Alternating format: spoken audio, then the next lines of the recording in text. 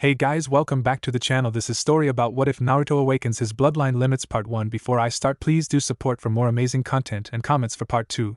Do consider to subscribe my channel and share my video to your friends and check out the description as well. Let's start the video. 5 years after Kyuubi attack, October 10th, Hidden Leaf Village. A festival was currently underway in the marketplace of the village hidden in the leaves. Unfortunately, not everyone was currently enjoying it. Halfway across the city, a mob was currently chasing a blonde 5-year-old, screaming out threats as the members of the mob began catching up to the child. Why are they doing this? What have I ever done to them? The blonde thought as he kept running. As the crowd got closer, a shinobi threw a kunai at the blonde, barely missing the child as he stumbled on a piece of loose pavement. They're actually trying to kill me, the blonde thought with wide eyes. As he thought this, something unlocked inside of his body before he suddenly felt as if he could go much faster than he currently was. Not caring where the feeling came from, the blonde focused on it and shot away from the mean adults, leaving a dust trail to their shock. The blonde ran for a while before coming upon the main gate of the village and stopped running and began panting, ignoring the shocked looks of the guards at the gate from seeing someone so young running so fast. As he was hunched over with his hands on his knees, the boy thought, I don't know what just happened, but I'm glad it did. Right as he finished that thought, the blonde's eyes rolled upwards before he collapsed. As he fell, one of the guards rushed over and caught the boy. Turning to his partner, he said, I'm taking him to the Hokage. Getting a nod from the other, he put the blonde on his back and began roof hopping to a tower in the distance. Naruto's mindscape. Naruto woke up to find himself in the middle of an intersection in a sewer. Looking around, he thought, great, they still caught me and dumped my body in a sewer when they were done. Now how do I get out of here? That was when Naruto noticed a sound. It wasn't a dripping sound like what you would expect in places like a sewer, although there was that. No, it sounded more like a whooshing sound.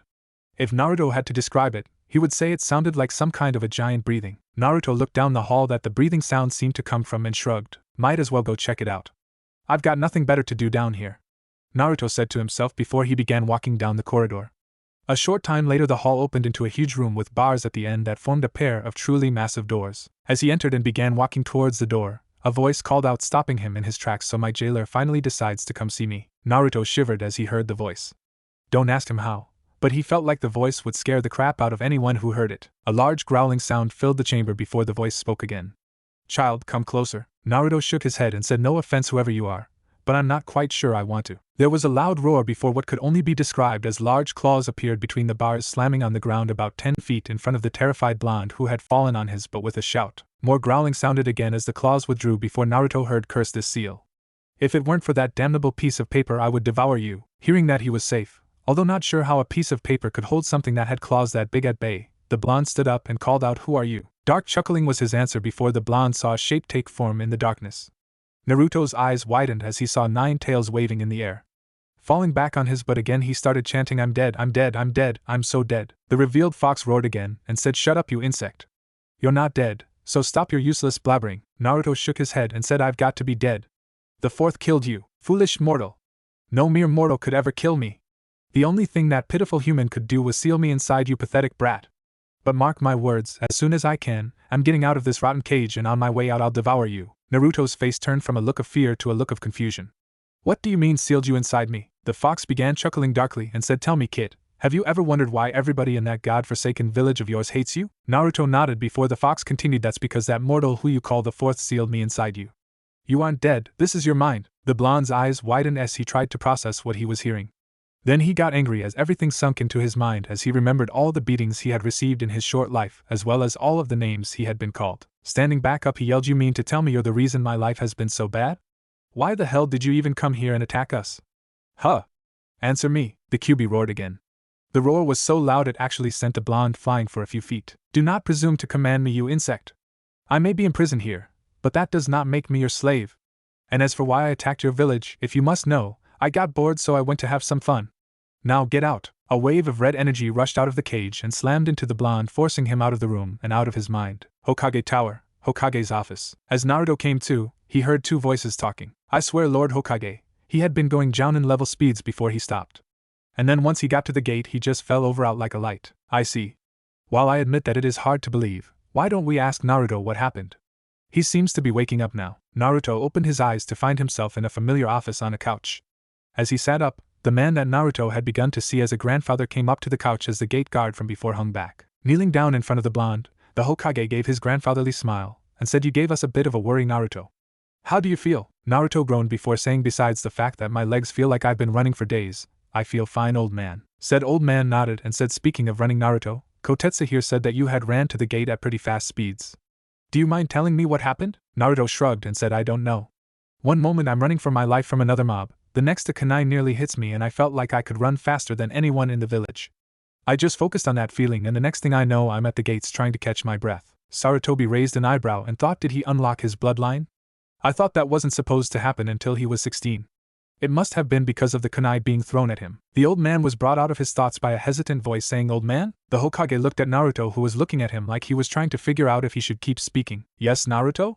Was there something else you need to tell me? Naruto nodded slowly and said in an unsure voice, well, you see, after I got to the gate, I ended up passing out and woke up in some kind of a sewer.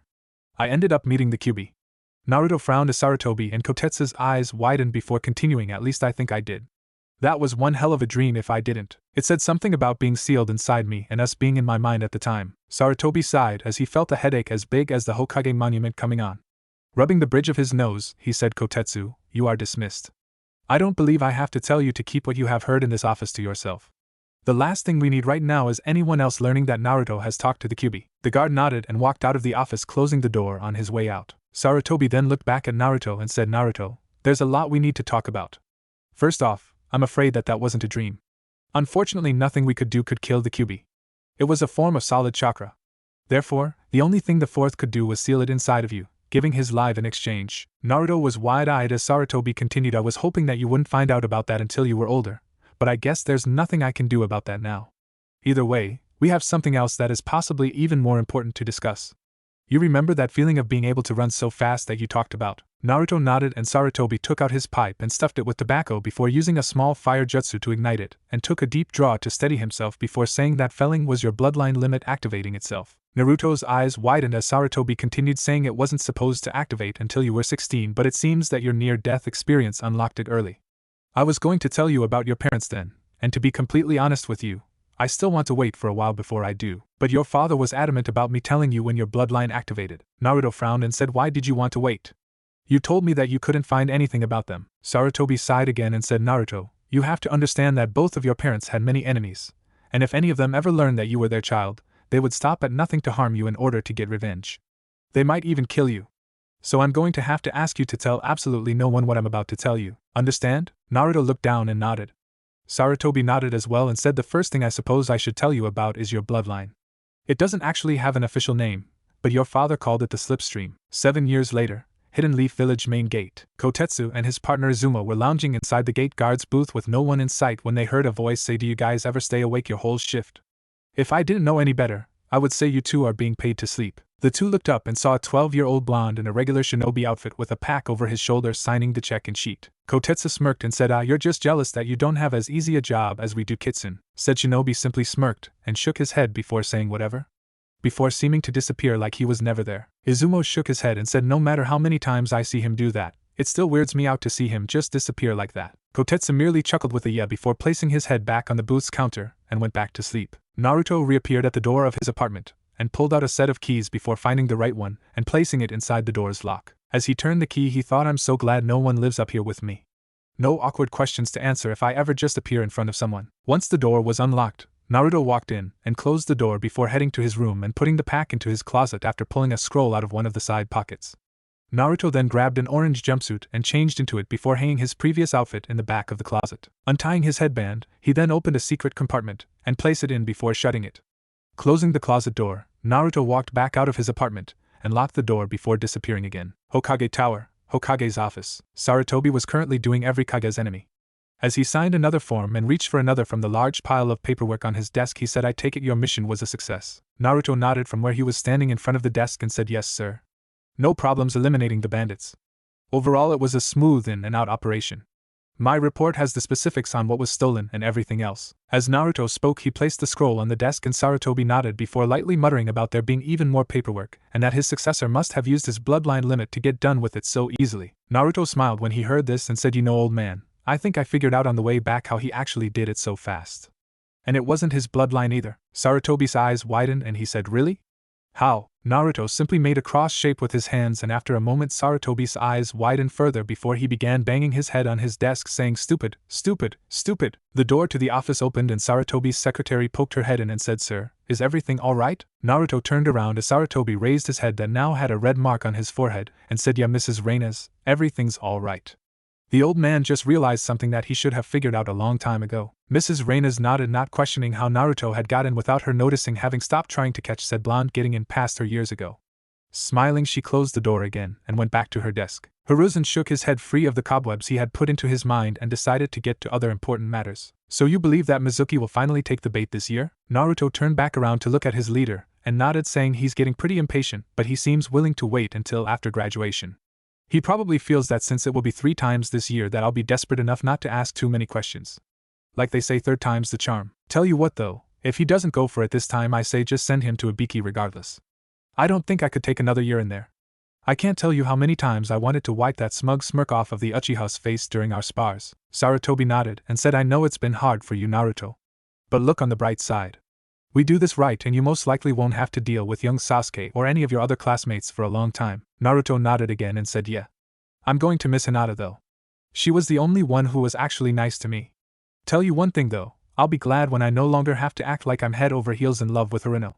That girl hits as hard as Lady Tsunade. I swear the two are distantly related or something." "Well, see you later, old man." As Naruto was turning to exit the office the normal way now that the important stuff was talked about, Sarutobi said, "Actually, Naruto, I have another mission that I think you might enjoy doing for me." Naruto rose an eyebrow before catching the throne scroll and unrolled it before smirking as he read what was written down. Looking back to his leader and nodding, he tossed the scroll back and said, "I'll get right on it. Take a look out your window at the monument in the morning when you hear the shouting start." Sarutobi nodded and said, "I'm looking forward to it." The next morning Sarutobi heard, "Hey guys. Look at this." Turning around in his seat just in time to catch the genjutsu that was over the Hokage monument fall, the old man fell out of his seat in laughter as he saw what Naruto had done to get everyone's attention for his mission. The fourth head had 2 fingers painted next to it in the victory sign, as well as its tongue sticking out, while the other Hokages were painted looking up as if they were shaking their heads in exasperation. Painted over the heads were the words, "The Hidden Leaf's #1 prankster strikes again." On the monument, Naruto gave himself a pat on the back before he heard Uzumaki. Naruto looked to the side and saw a team of 4 Umbu coming at him. He mock-paled before grinning like a madman and ran over to the edge of the monument before shooting off down the side with the Umbu right on his tail. What followed was one wacky chase as Naruto led not only the first team but 5 other Umbu teams on a merry chase through the city, with said blonde laughing the whole way. It wasn't long before almost every single Umbu was trying to catch him. 3 hours later, he dropped into an alley and grinned before disappearing and reappearing in the Hokage's office. Smirking at the old man who looked over at him, he said, "How was that for testing Umbu patrols, old man?" Sarutobi smirked as well and said, "I would say that was well done, Naruto. Now I think you should go on to class. Don't you agree, Irika?" Naruto hadn't noticed that Irika was standing inside the office until he heard Lord Hokage. "You actually told him to do that?" Naruto turned around to see his fellow shinobi of the leaf and said, "Yeah. Do you really think I would pull such a big prank if I didn't have the old man's go-ahead? What do you take me for, Irika, an academy student? That reminds me." Naruto went over to the window and ran through a few hand signs. 5 seconds later, 1 used seals on the monument that Naruto had placed down last night activated and the paint evaporated, leaving the monument completely paint-free. Irika shook his head at the undercover Jounin and thought, "I'm getting too old for this." As the two were leaving the Hokage's office, one of the Umbu chasing Naruto entered the office. Seeing the blonde, the Umbu was about to grab him before the Hokage coughed and tossed the scroll that he had shown Naruto to him. Reading the scroll, the Umbu slumped and Sarutobi said, "I expect to see some improvements from this captain. We don't want an enemy shinobi being able to move around so easily." The Umbu nodded before bowing and left room. Irika and Naruto followed him as they headed back to the academy. As they exited the tower, Irika said, "I still cannot believe the Hokage actually gave you a mission like that, Naruto." Naruto merely shrugged and said, "Me either. But hey, I'm not complaining." Irika chuckled and said, "I doubt you ever would. You do realize, however, that you won't be able to do any more pranks in a few days, right?" Naruto made a sad face and said, "Don't remind me. I'm going to miss being able to let some steam out with pranks." The rest of the trip to the academy was relatively quiet after that. As they entered the building, they made a quick stop to grab some rope from the supply storage room, and Irika tied Naruto in order to keep up pretenses. 5 minutes later, Naruto was sitting on the ground in front of his classmates, as Irika lectured him much to the students' entertainment. Once he was done, he turned to the class and said, "Now then, since Naruto decided that class was not important enough to actually attend, we're going to have a pop quiz on the Henjutsu." There was a collective groan from the students while Naruto and Irika mentally smirked at their discomfort. As Irika untied Naruto and he joined the line, Shikamaru, who was next to him, looked at him and said, This is such a drag. Why do we have to have a quiz because you didn't come on time? Naruto rose an eyebrow but didn't say anything. The students meanwhile performed the jutsu. All of them passed with only a few mistakes. When it came time for Naruto's turn, he stepped up. Iruka looked up from his clipboard where he was marking the scores and said, "All right Naruto, your turn." Naruto nodded and brought his hands up. He briefly considered pulling a prank on his fellow shinobi but decided that he should probably give Iruka a break now that he was getting close to the end of his undercover mission. So shrugging to himself, he made the necessary hand signs before being covered in smoke. As it died down, a perfect copy of Iruka was standing in front of said teacher. Iruka nodded and put a mark down on his board as Naruto dropped his transformation and went back in line. After the quiz was done, Iruka put his clipboard on his desk and said, "All right class. Since the final exam is tomorrow, I'm giving you guys the rest of the day off so that you guys can prepare for it.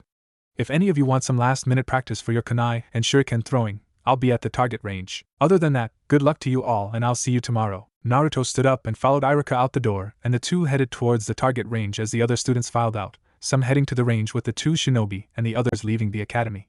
Once they were at the target range, the students began picking up training kunai and shuriken and lined up for their chance at the targets. Iruka was watching them from a safe distance, supervising with Naruto standing next to him, having been able to choose his gear first. "So what do you think of their chances during the exams?" Iruka asked Naruto in a low voice so no one else could hear them. Naruto studied the students for a moment before saying, "None of them should really have any problems with the academy final exam as far as I can tell. As for the actual final exam, well, that really depends on who gets which sensei, since they usually do different tests even if they are generally the same idea." "Any idea on the team placements yet?" Iruka shrugged and said a few.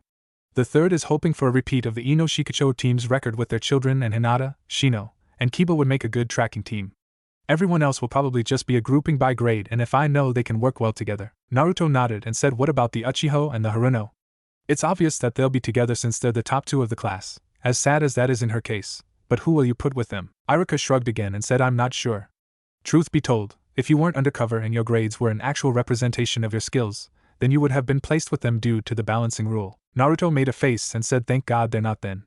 I don't think I could stand being on their team." Iruka nodded and continued, "The Hokage said that he would handle it though, so we'll have to see." Naruto nodded before walking over to the line of students and took his turn, making sure to miss every once in a while. Scene change. Ninja Academy day of final exam. Naruto currently had his head on his desk taking a nap as the students were taking their ninjutsu tests. When his name was finally called, Naruto walked into the room where Iruka and Mizuki were. As he saw Mizuki, he mentally sneered and thought, "If this guy doesn't take the bait, I'm still going to bust his ass to Ibiki. Genjutsu on my written, chakra strings diverting my kunai enough to barely hit targets, and whatever he's going to try in here is more than enough to show he's a traitor in my book." Iruka was having similar thoughts about his ex-friend since he had seen the genjutsu when Naruto had turned in his test. Shaking his head of those thoughts, he said, "Okay Naruto, all you have to do is make 3 clones and you graduate." Naruto nodded and faked a look of concentration before he made the necessary hand signs. Just as Naruto decided to overload the jutsu as much as possible, he felt a slight genjutsu come over him, disrupting it even more. Naruto mentally shrugged and let loose with the fire hose that was his chakra anyway. A single poof of smoke appeared to his side before a clone that looked like it had been beaten by a horde of Sasuke's fangirls was on the ground with its right foot twitching. Iruka rose an eyebrow at the sight, having not only sensed the genjutsu but also how much chakra Naruto put into it, and thought, how is that thing not a shadow clone? Naruto really let loose on that one. "Oh well, time to get this show on the road." Sighing, he said, "I'm sorry Naruto, but you fail." Naruto hung his head down as Mizuki tried to defend him, never noticing the smirk on the blonde's face. An hour later, Naruto was on the swing in front of the academy watching the students being congratulated by their parents.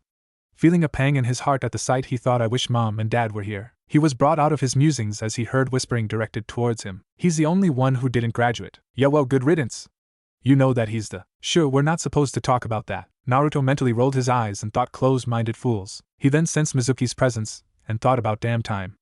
Now let's see if he really took the bait or not. Scene change. Forest outside of the village. Naruto appeared at the designated spot for the transfer with the forbidden scroll on his back. Looking at his watch, he saw that he had 5 minutes before it was show time.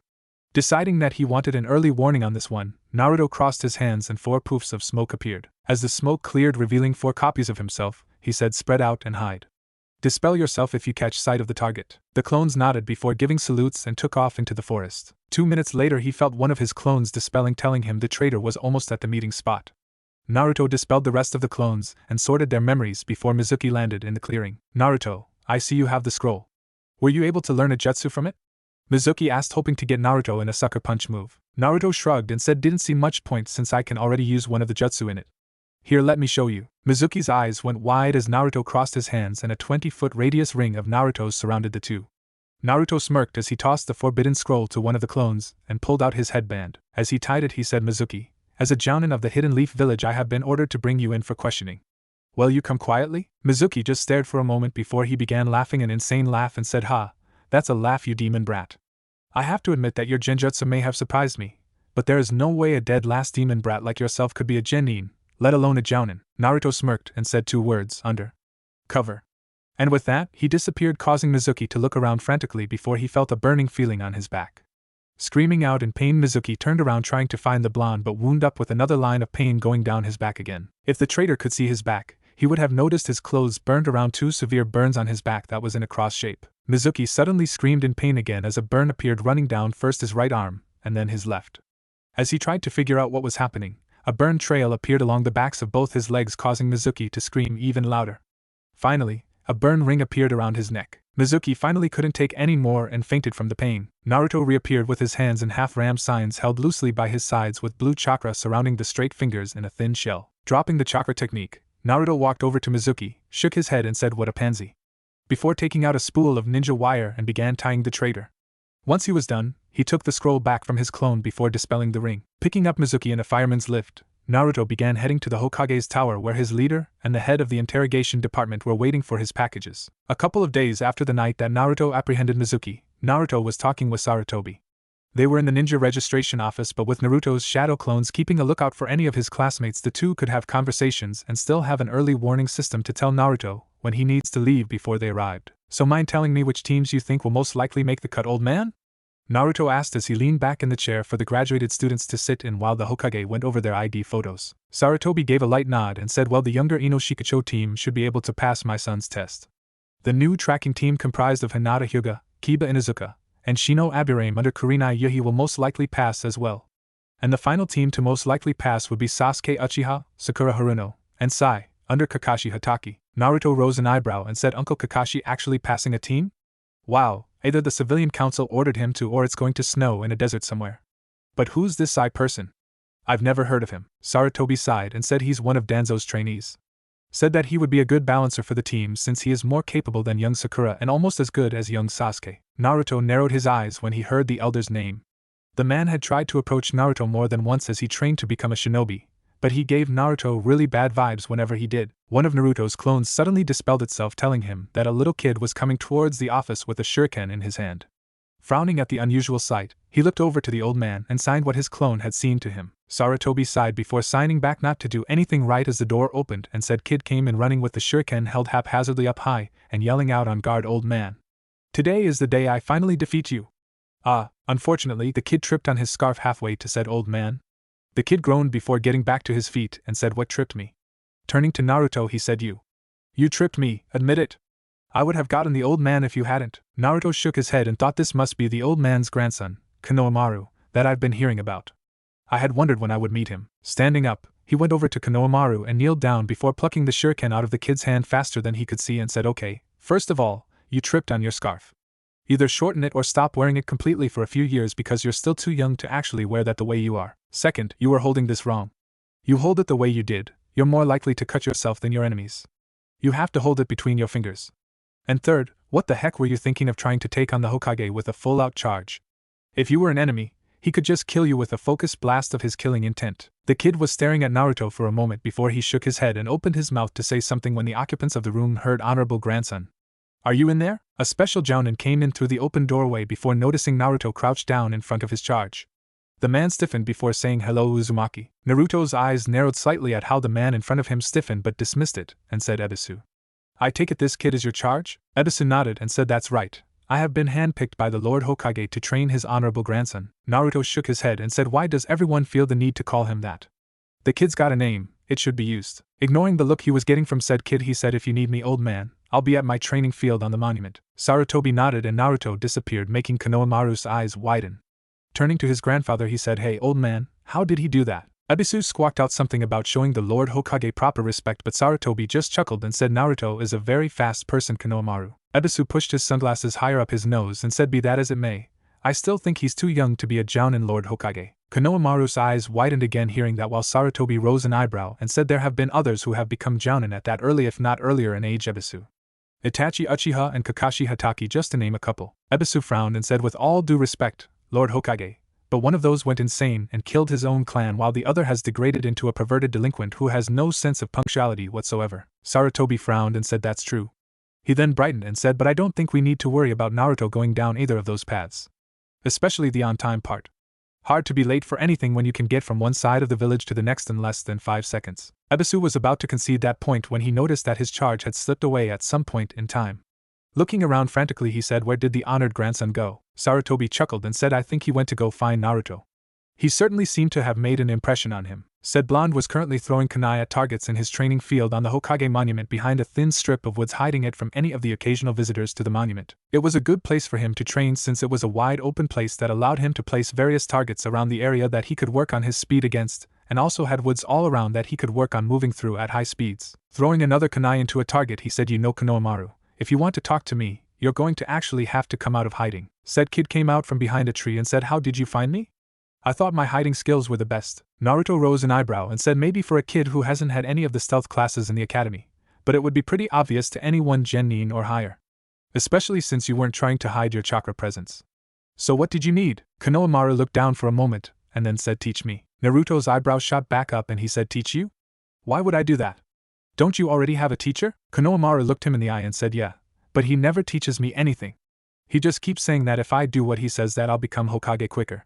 And he never calls me by my name. He just calls me honored grandson just like everyone else. You are the only one besides my family to actually call me by my name. Naruto sighed and said, Konohamaru, I can't be your teacher, I have missions I have to go on. Konohamaru looked back down before Naruto continued, but I should be able to show you a thing or two every now and then. Konohamaru's head snapped back up and he said, really? Naruto nodded and said, yup. Why don't we start with something pretty simple? Come on over where I'm standing and I'll show you the proper way to throw a kunai. As Konohamaru came over to where he was standing, Naruto went over to the targets and pulled out the kunai he had thrown before walking back to Konohamaru. Once he was beside the kid, he started explaining how to throw the throwing knives while Konohamaru listened intently. In a nearby tree, Ebisu watched the two and thought, I guess the Lord Hokage was right about him. I think I'll let him continue these lessons every once in a while. It seems to be doing the honored grandson some good. As Konohamaru continued throwing the knives trying to get the hang of it, Naruto looked over at the tree that Ebisu was in. The special Jounin nodded to him before taking off.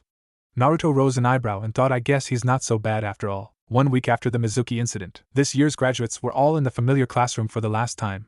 Or at least that's what they thought. Iruka of course knew that quite a few would probably be back here or be out of the program completely. He quickly shook that thought out of his mind though as he stepped in front of the class and got their attention with his big head jutsu. Iruka was about to begin his speech when one of the students said, hey, Iruka-sensei, where's Mizuki-sensei? Iruka's face hardened, but a voice from the doorway answered for him. Mizuki was a traitor that was apprehended a week ago during a sting operation when he attempted to steal the forbidden scroll of sealing. The class looked to the door and were surprised to see a familiar blonde leaning against the door frame. Kiba looked at him and said, what are you doing here dead last? You were only supposed to come here if you graduated. Most of the other students agreed while Hinata looked at him in hope that he had actually somehow passed. Naruto pushed off from the doorway and flicked his headband that the graduates only just now realized was on his forehead before he said, mind how you talk to your superiors in Izuka. I was under orders by the Hokage for the past 3 years to draw that traitor into a trap and take care of him. I am not in the mood to deal with some fresh out of the academy rookie who can't accept the fact that someone was working undercover. The class was stunned with various thoughts running through their minds. Some were reevaluating what they thought they knew about the blonde, while others were furious that the dead last had apparently been stronger than he let on. Guess who? Meanwhile, Hinata was just confused. She was glad that Naruto had failed on purpose, but was beginning to wonder how much of what she had seen of the blonde that none of the others did had been real, of if it all was just an act. Naruto then walked over to Iruka and took a scroll out from his Jounin vest that made the class even more shocked when they finally noticed that not only was Naruto not wearing his Kill Me orange jumpsuit, but was wearing the uniform of an elite shinobi of their hidden village. Giving the scroll to his comrade, he said, here Iruka, the Hokage wants you to go over this when you have the free time, and tell him what you think once you're done. Iruka nodded before he put the scroll in his Chunin vest and said, well, do. Thanks, Naruto. Naruto nodded before he turned to face the class and gave a quick salute before seeming to disappear into thin air. Iruka chuckled at the dumbfounded looks on all of the students, which snapped them out of their shock and began shouting out questions. Iruka got a tick mark on his head before he performed his patented big head jutsu again and said, be quiet. Now then, allow me to explain a few things that are to be expected of you and then I'll get to the teams. 10 minutes later, Hinata was sitting on a bench by herself as she slowly ate her lunch as she tried to make sense of what she and the rest of the graduates had been told before their teams were announced. Mind if I join you for a moment? Hinata looked up and saw the blonde that she admired standing in front of her. Her eyes widened before she shook her head with a blush forming on her cheeks. Naruto sat down beside her and sighed and closed his eyes. After a moment he said, I want to thank you, Hinata. Hinata looked at him in confusion and said, for what, Naruto? Naruto smiled and opened his eyes to look at Hinata and said, for being the only one to actually treat me as a fellow classmate instead of the class punching bag. You're the only reason why I didn't lose it this year and just let loose on all of them. I can't tell you how many times I wanted to just say to hell with my mission and show them all exactly what I could do. Especially when it came to the Uchiha. Naruto had a scowl at the end but quickly shook his head and smiled again and said, anyway, I just wanted to say thanks and give you some advice that should really help you in the future. I know you have some confidence issues, Hinata, said Hyuga, looked down, causing Naruto to put a hand on her shoulder to get her to look at him again. But believe it or not, you actually make a fantastic kunoichi. You're one of the smartest girls the academy has produced this year, and when you get really serious your taijutsu can't be beat without the other person going through hell first. Hinata got another blush as Naruto continued. Your only problem seems to be that you're afraid of what others may think of you. Anyway, here's my advice. When you have something that you have to do in front of or for someone, just forget about them. Seeing her confused look, he elaborated. Forget that anyone is judging you on what you do. Simply focus on the task and do it. Don't worry about what others think about every single thing that you do. It's you who's doing them, not the other people around you. If it pleases them, then that's great, but if not, then it's not the end of the world. You'll just have to try harder next time. Understand? Hinata nodded and Naruto smiled again before standing up.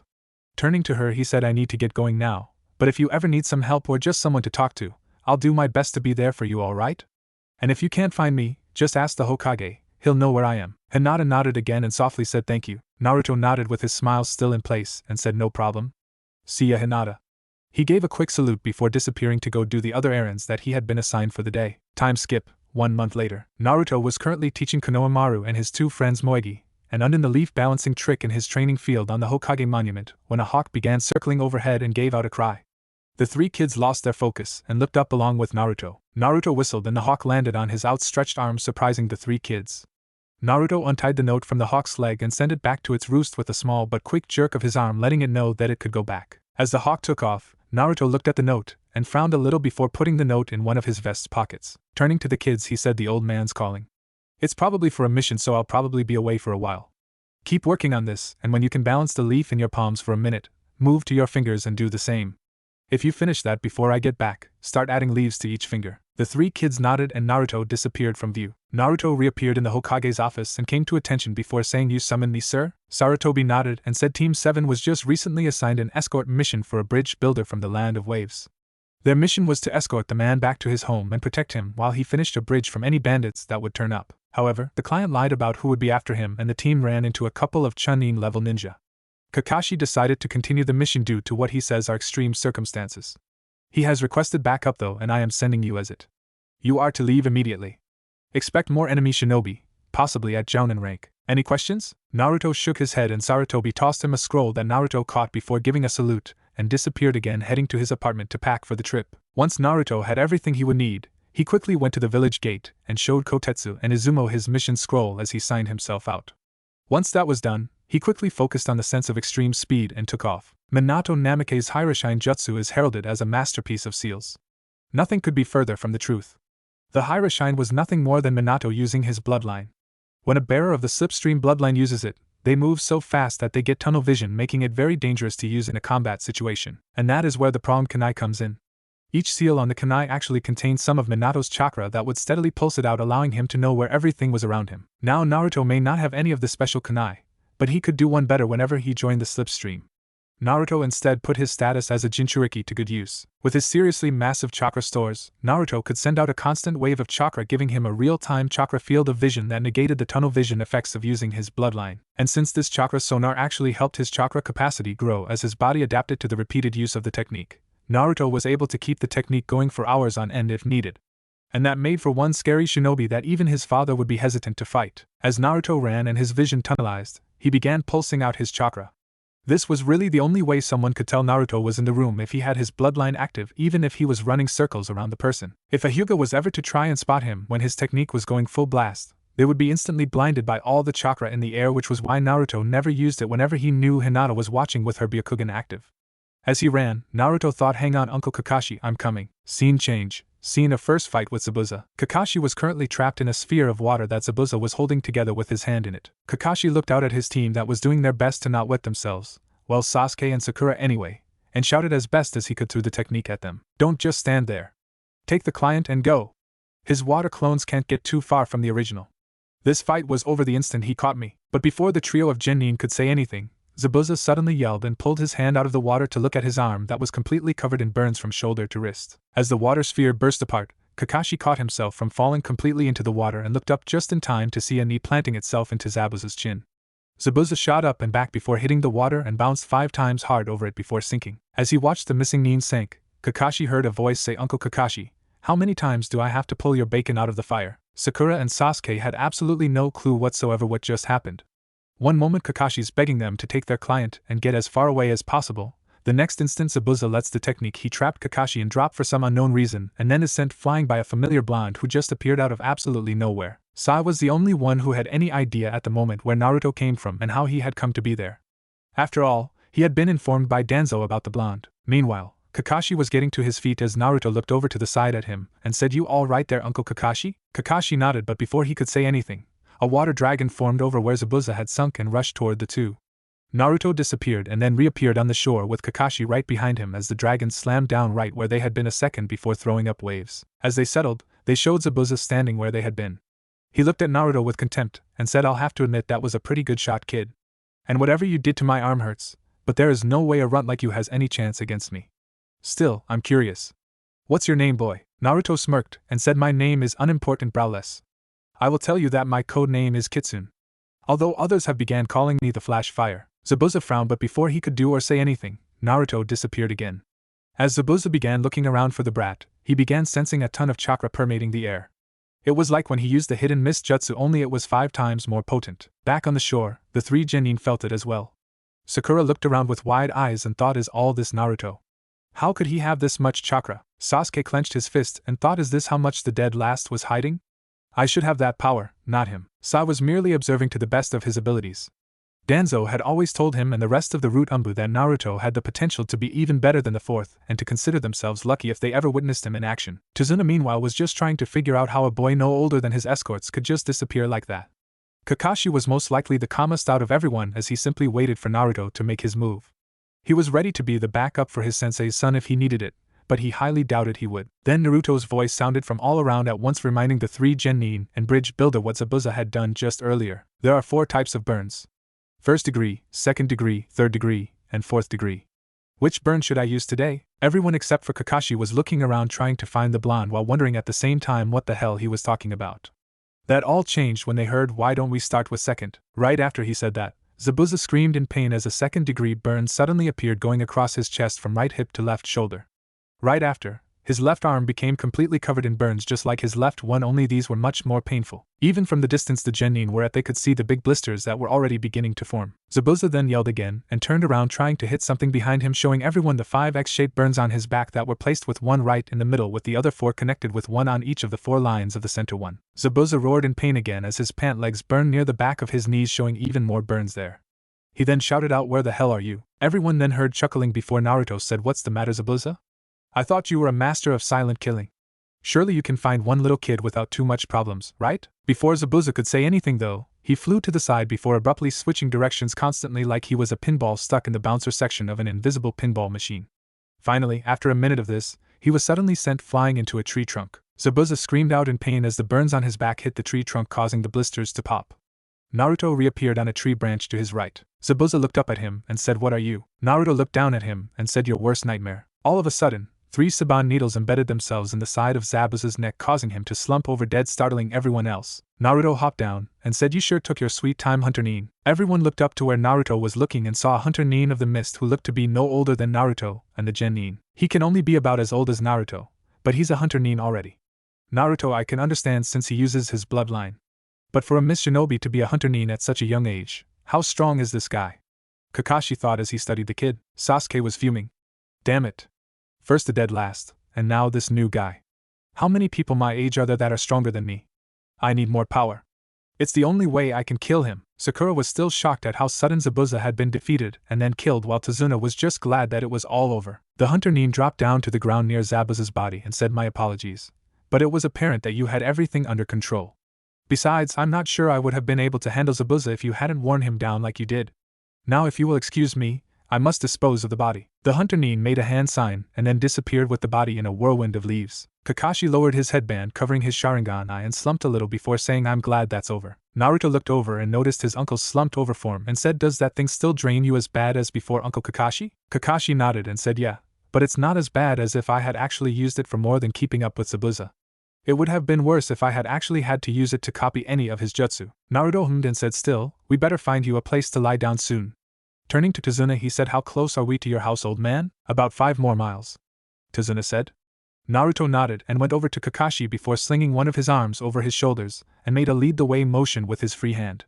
As the genin fell in around them, Sakura decided to ask about the things on her mind. "Hey Naruto? Getting a HM?" In response, she continued, "What exactly did you do back there? You just disappeared for a while and then these burns appeared, and after that Zabuza just started flying through the air." Naruto thought about whether or not he should tell her anything considering how she had treated him in the past, but decided that he might as well, otherwise she and the Uchiha would never leave him alone. "It's actually pretty simple, Haruno. I merely moved faster than the eye could see. Those burns that appeared on Zabuza's body resulted from the friction of pressing my fingers against his skin while I moved so fast around him. As for the flying around bit, I was simply hitting him with my fists." Sakura frowned and said, "Wait, if those burns resulted from friction, why aren't your fingers burned? And for that matter, how did just your fingers burn Zabuza's whole arm?" Naruto shook his head and said, "You know, Haruno, for the smartest girl in your class, you sure don't think. What is the most important thing that a shinobi uses that separates us from civilians?" Sakura's eyes lit up in understanding before she scowled at the tone of voice Naruto used. She refrained from hitting him though, since he was carrying her sensei. Like she could without Naruto allowing it. She then frowned and said, "You still didn't answer the other question." Naruto shrugged and said, "Because it's obvious, Haruno. Instead of just my fingers those 2 times, I simply placed both hands around the arm around the shoulder, and rubbed against the entire arm on the way down." Sakura looked down, obviously thinking that she should have realized that. Sasuke meanwhile was trying to glare a hole right through Naruto's back. "Dobe, how did you get so much power?" Naruto glanced back and said, "Watch your tone, rookie. I've been an actual shinobi far longer than you have. That's why the Hokage chose me to go undercover and not you." Sasuke grinded his teeth and said, "Answer me, Sasuke." "That's enough," Kakashi said, finally entering the conversation. He looked over his shoulder at the genin and continued with a glare, "I will not have you disrespect a jounin of our village. Am I clear?" Sasuke glared at his teacher but finally ground out a "yes, sensei." The rest of the way to Tazuna's house was pretty much quiet after that. Once at the house, Tazuna knocked on the door. It opened to reveal a woman who was definitely pretty. Smiling, she hugged Tazuna and said, "Dad, you made it back all right." Looking at the shinobi, she said, "Are these?" Tazuna nodded and said, "Yes. These are the shinobi that I hired. The blonde was sent as reinforcements, and I must say I'm glad he was." Sasuke scowled at that but wisely stayed silent, while Tazuna's daughter smiled at them and said, "Thanks for keeping Dad safe. I know he can be a handful sometimes." She ignored the hey from her father, and continued, "My name's Tsunami, by the way." Naruto rose his hand and Tsunami shook it as he said, "Naruto Uzumaki, jounin of the village hidden in the leaves. The man currently on my shoulder is Kakashi Hatake, the same. Behind me are Sasuke Uchiha, Sakura Haruno, and Sai, genin of the village hidden in the leaves, and Uncle Kakashi's team." Tsunami rose an eyebrow at the word uncle, and she wasn't the only one. Sakura had been wondering why Naruto had called her sensei uncle when he first arrived but had forgotten to ask him about it, since she was more interested in finding out how Naruto had did what he did during the fight. "Uncle? You two don't look related," Tsunami said. Naruto chuckled and said, "Oh, we're not. Not by blood anyway. I guess you could say he's a family friend of mine. Now I don't mean to be rude, but if it wouldn't be too much, could we lie him down somewhere? He drained himself pretty badly during the last fight." Tsunami shook her head and moved to the side and said, "Of course. Sorry about that. Just put him upstairs in the guest bedroom." Naruto nodded and entered the house followed by the others. The genin sat themselves around the living room once they entered, leaving Naruto by himself as he helped his mentor up the stairs to the guest room. Once there, Naruto gently laid Kakashi down on the bed before going to the door and making sure that they were alone. Finding no one coming up the stairs, Naruto closed the door and placed a privacy seal on it before turning back to Kakashi, who had been watching him. "So you figured it out as well?" Kakashi said in a serious voice. Naruto nodded and said, "Yeah. That hunter went right for the neck with those needles of his. Less muscle there to get in the way of a pressure point shot." "How long do you think we have?" Kakashi thought, and then said, "At least a week. That's how long it will take him to recover from the fake death state. Maybe a little more if they try to fully heal the burns you gave him." Naruto frowned and said, "I shouldn't have played around with him. I should have just stabbed him in the heart when I first got here. Kakashi shook his head and said, we both know that you hate taking a life so carelessly. And there's nothing we can do about it now but prepare for them. We're going to have to get the Chunin up to speed.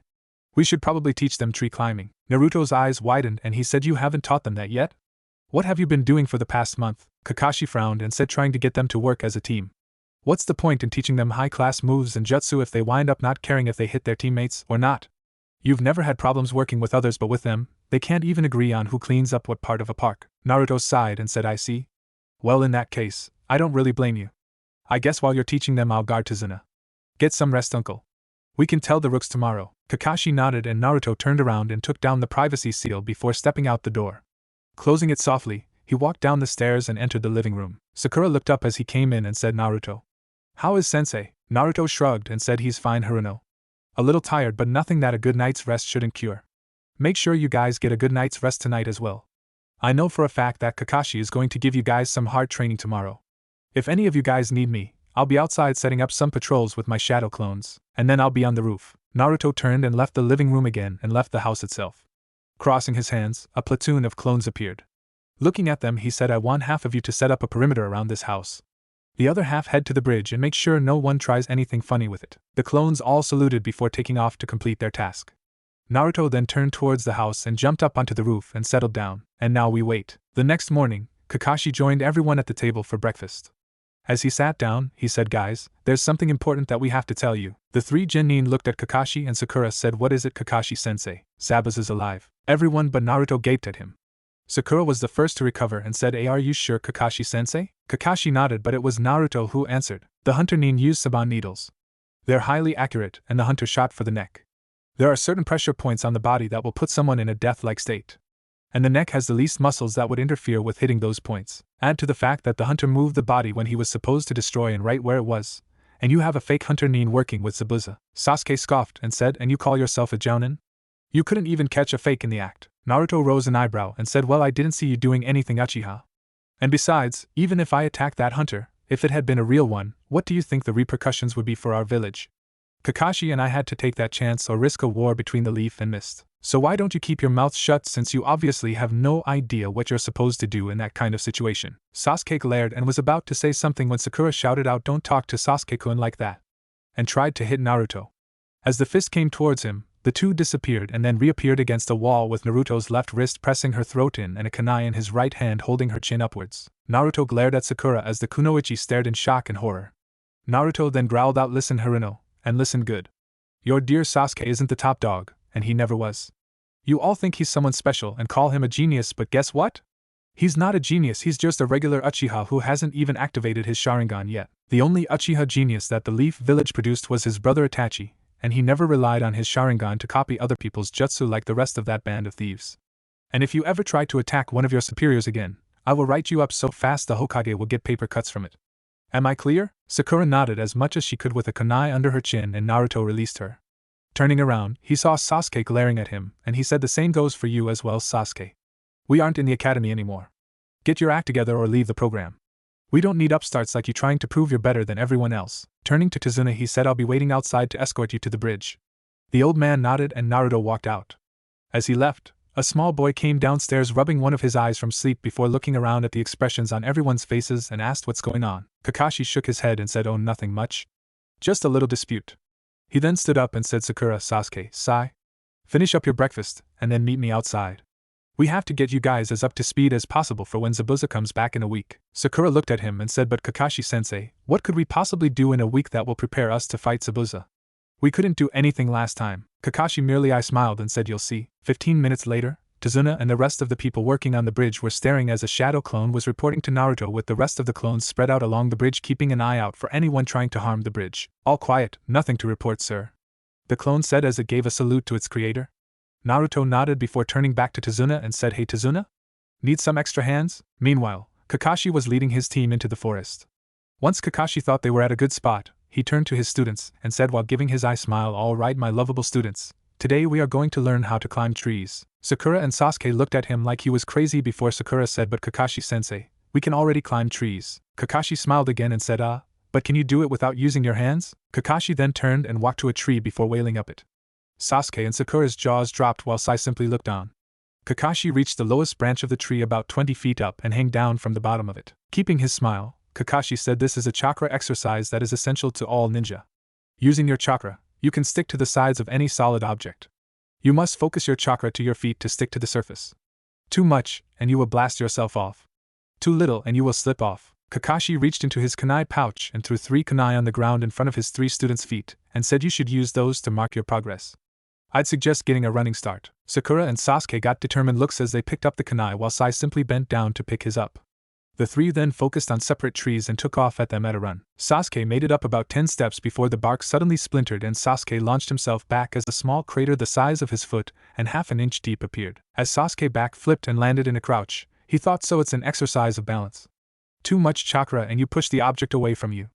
Too little and you don't stick. This is easy. Sasuke looked up, his eyes widened when he saw that Sakura was on a branch at the same level as Kakashi. What are you doing on the ground, Dick Less? Sasuke's head jerked to the side and his eyes virtually bugged out when he saw that Sai was on a branch of his own about 10 feet above Sakura's position.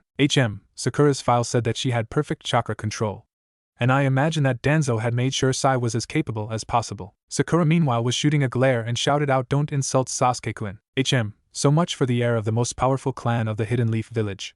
It seems like Sakura and Sai are a bit better at this than you are, Kakashi said, trying to motivate Sasuke. Sasuke growled before rushing the tree again. Scene change. Tazuna's bridge 30 minutes later. The bridge was buzzing with activity as the workers worked beside some of Naruto's clones.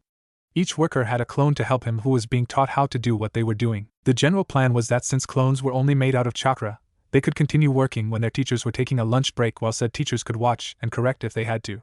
That way they could get an extra hour in building the bridge but still leave at the usual time. Naruto had briefly considered making more clones when the workers were done for the day with the sole purpose of carrying on for the night. But Tazuna shot the idea down, stating that even if the clones learned how to do everything perfectly, he and the other workers would have to check each section they built, and if any of them weren't up to spec they would just have to tear them down, which would be a waste of materials. Naruto conceded the point, though he did say that he would keep those clones around at night again to guard the bridge, since Gato might just decide to try and blow the bridge up and be done with it. Tazuna had paled at that and readily agreed that it would be a good idea. That night at dinner, Naruto was sitting next to Tsunami's son Inari when Team 7 came in the house with the 3 genin in various states. Sakura came in looking absolutely exhausted, but other than that fine. Sai looked like he had done nothing more than have a light jog for about an hour, but it was Sasuke's appearance that nearly made Naruto laugh. He was covered in scuff marks and looked about ready to collapse. You guys have fun? Naruto asked with a raised eyebrow. Sai didn't say anything and instead just sat down and began eating while Sakura groaned in response before following suit. Sasuke glared at the blonde before following suit, causing Naruto to chuckle. What's so funny, dope? Sasuke growled out. Naruto's face instantly turned serious, and he said, watch your attitude, rookie. Like I said to Inuzuka, I wasn't in the mood to deal with a rookie that couldn't handle the fact that I was undercover, and I'm still not. You're not the greatest thing to grace the earth, and you never will be. You aren't even the greatest Uchiha. You're just a second-rate one who hasn't even activated his Sharingan yet. Sasuke roared and launched himself at the blonde, only to be caught by Kakashi. Calm down, Sasuke. Naruto, I would have expected better from you, Kakashi said, glaring at Sasuke and then looking at Naruto in a disappointed manner. Naruto shrugged and said, what do you want me to say, Uncle Kakashi? The Uchiha needs to learn that he's not as great as he thinks he is. And since there is no real way to sugarcoat it in a way that he would still understand, I simply told him in the most straightforward way possible. Naruto's eyes then narrowed and he said, and as far as I'm concerned, the Uchiha were all overrated anyway. They were nothing but thieves stealing the hard work of others. The only one who wasn't like that was Itachi. No wonder he went and killed the rest of his clan. He must have gotten sick of all their arrogance. Sasuke roared and struggled to break free of Kakashi's grip and shouted out, you take that back. Naruto stood up and began walking out of the kitchen. As he passed through the door he called out, why would I take back the truth? An hour later, Kakashi came out of the window to his room and found Naruto staring at the moon. As he sat down beside him he said, I really wish you wouldn't antagonize my students, Naruto. Naruto simply sighed and said, I'm sorry, Uncle Kakashi. Really, I am. But considering what I went through last year, especially at the hands of those two, I find it real hard not to. Haruno I may change my mind about if she gets her act together, but the Uchiha is a real piece of work that needs to be brought back down to earth. Asking me to be nice to him would be like asking me to move the Hokage monument by myself. It just can't be done. Especially considering what that clan has done to me in the past. Kakashi sighed and said, I know where you're coming from, Naruto, you know I do. But they're my responsibility. Just try not to start any more fights, alright? Naruto nodded and said, I'll try, Uncle Kakashi. I promise. Kakashi nodded as well before heading back to his window and said, good night, Naruto. Don't stay up too late. Yes, mother. Naruto said with a smile, earning a chuckle from his fellow jounin. Scene change. Zabuza's room in Gato's base of operations. Zabuza hissed in pain and then sighed in relief as his tool placed some more cream on the burns on his back. Thanks to Gato, Haku had been able to procure fast-acting medicine for the burns that the blonde had given him. They would be gone by the end of the week. As Zabuza thought about their next fight, he said, Haku, yes, Zabuza-sama? I want you to find out anything you can about that blonde brat. And when the time comes, I want you to fight him. You're probably the only one who can keep up with his speed, as you wish, Zabuza-sama. The next morning when Naruto was exiting the house with Tazuna, Kakashi had side-joined Naruto in guarding the bridge since he had mastered the tree-climbing exercise. When Naruto had asked him why he wasn't going to teach the boy water walking, Kakashi simply smiled and said, I'll leave that to you. Naruto had simply rolled his eyes and motioned side to follow them. When the trio reached the bridge, Naruto dispelled the clones from the night before and replaced them with a fresh batch. No use giving himself a massive headache by absorbing more than a full day's memories from so many clones all at once. Naruto then created 2 more clones, one to stick with Tazuna and the other to show Sai how to walk on the water to the bridge. Once everything was taken care of at the bridge, Naruto took off, shocking all of the workers by seeming to disappear in thin air. Naruto joined the slipstream and took off to explore the island a bit. While he could have sent clones to do this, it was much quicker for Naruto to do by himself since he could use his chakra sonar technique and not worry about being dispelled when he ran out of it. First though, he wanted to see how his former classmates were doing. Scene change. Team 7's training area. Kakashi suddenly sensed a ton of chakra coming from the direction of the unfinished bridge and thought, here he comes. Right after that thought he said, hello Naruto. Naruto smirked from his position next to his fellow jounin and mentor, and said, hey Uncle Kakashi. Just wanted to see how they're doing and tell you that I'm going to look around a bit. Kakashi nodded and said, I have no problems with that. But if you find Gato's base, don't do anything drastic without telling me first. No telling what would happen if we acted too hastily. And as you can see, they're doing fairly well. It was true. Sasuke had made it about halfway to the top while Sakura was resting in one of the highest branches. Naruto nodded before he gave Kakashi a salute and took off again. True to Kakashi's prediction, Naruto had found Gato's base. As he studied the base from a high tree branch wondering if he should go ahead and scout it, he spotted a figure that looked like a boy his age exiting the ramp and entered the woods. Deciding to follow the boy, he dropped down from the tree and began following him using his high jounin stealth to follow him without chakra. He had a theory who the boy was and it would do him no good to tip off the kid by using chakra if he was right. Following the boy to a field where he began picking herbs, Naruto considered his options. He could either confront the guy now and possibly save himself the trouble of having to fight both him and Zabuza at once at a later date. He could just leave the boy alone and hope for the best, something that Naruto really did not want to do. Or he could try to learn as much as he could about the boy. Naruto then remembered Kakashi's order. Even though the two were both jounin, Kakashi had superiority out in the field due to him having been a former Umbu captain before he left and became a regular jounin. Deciding that his third option was still within his order's parameters, Naruto moved around the clearing to make it seem like he came from the village. Once he was in place, Naruto began walking into the clearing. The boy quickly caught sight of him, and Naruto noticed the boy almost imperceptibly stiffening when he saw who it was, confirming to Naruto that he was aware of who he was facing. Naruto put on a warm smile and said, I must admit, I wasn't expecting to find someone way out here. The boy smiled as well, though Naruto noticed most of it didn't reach his eyes, and said, well, this is the best place to find the herbs that I need. Naruto nodded and said, true. Some of these herbs are pretty good for medicine. Take this one for example. He bent down to pick up a herb he recognized and said, this one is a good one for treating the pain that comes from first and second degree burns if mixed with a couple of others and turned into a paste. The boy cocked his head and said, you seem very knowledgeable about them. Naruto chuckled and said, I had to be. I can't tell you how many times I burned myself. The boy rose an eyebrow and said, really? You don't look like you've been burned often. Naruto smirked and said, and you don't look like you're actually a boy with that pink kimono. But we all like to hide certain things from others. The boy stiffened just a little and said, yes, that's true. Naruto then shook his head and said, where's my manners? I'm Naruto. The boy gave another one of those smiles that didn't quite reach his eyes and said, Haku. Naruto nodded and said, so, you collecting these for someone who needs them, or are you like me who likes to have some handy in case of emergencies? Haku looked hesitant before he said, these are for someone that's a precious person of mine. Tell me, Naruto, do you have anyone that is precious to you? Naruto cocked his head trying to figure out where the boy in front of him was coming from but said, yeah, I've got a few. Haku smiled again, and this time it did meet his eyes as he said, then you must be truly strong, for I believe that it is only when you are protecting something that is precious to you do you become truly strong. Naruto smiled and said, a good thing to believe? He then frowned and said, unfortunately, I know one person who would not agree. His whole clan was killed and he's obsessed with revenge. All he cares about is getting stronger, and he thinks that everyone else is just dragging him down. Haku frowned at this but shook it off and said maybe he will come to his senses someday. Yeah, maybe? Naruto said softly before seeming to brighten up a bit. Smiling at Haku, he said, well, I'd better get going. See ya, Haku. And with a two-fingered salute he turned around and disappeared, making Haku go wide-eyed. As Haku recovered from his surprise, he thought, I hope I can match his speed when the time comes. As Naruto ran, he thought, now that is one interesting kid. Naruto and Sai were seated next to Tazuna and Tsunami as they ate their dinner, waiting for the rest of Team 7 to come in from training. Inari sat across from the Chunin, glaring at them as he ate. Hearing the door open, Naruto sent a quick chakra pulse that was so small, only a sensor could sense it if they weren't right next to the blonde. Sai rose an eyebrow as Naruto went back to eating, unconcerned with whoever was coming in. Sai understood why as Kakashi walked in with a slightly exhausted Sakura and a moderately tired Sasuke following him. As the three sat down, Kakashi turned to Naruto and said, so how did Sai do? Naruto shrugged and said, about as well as can be expected. He got the concept almost instantly, but as we both know, it takes more than that when it comes to walking on any kind of liquid. Kakashi nodded as Naruto continued. He was able to stand after about half an hour, but it took him a bit longer to learn how to walk around a bit without sinking. He still can't do it while fighting though, so we'll have to work on that tomorrow. Kakashi nodded before he began eating. Turning to the other two genin, Naruto rose an eyebrow and said, and how are you two doing? Sasuke glared at him while Sakura hesitantly said, I pretty much have it completely mastered. Right now Kakashi-sensei has me running up and down as many times as I can to build up my chakra reserves.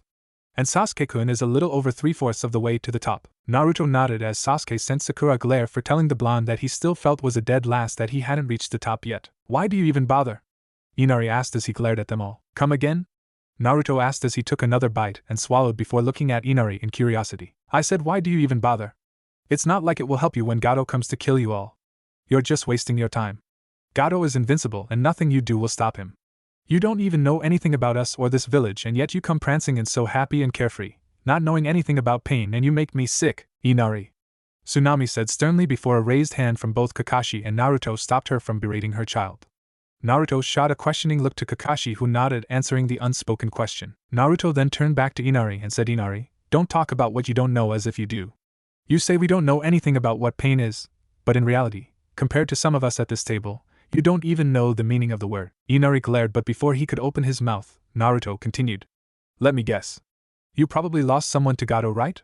Most likely your father or someone who was like one to you, since it's only you, your mother, and your grandfather living here, and that picture on the wall looks like a person has been ripped out of it. Well, let me tell you something, you only lost one person, but Uncle Kakashi lost not only his father, but his two teammates and his teacher as well.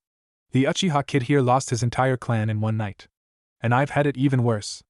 I've seen the dark side of humanity, and let me tell you, it is not pretty. I grew up an orphan the day I was born. From day one I was on my own because almost my entire village sees me as worse than an outcast, and let me tell you, it was not easy.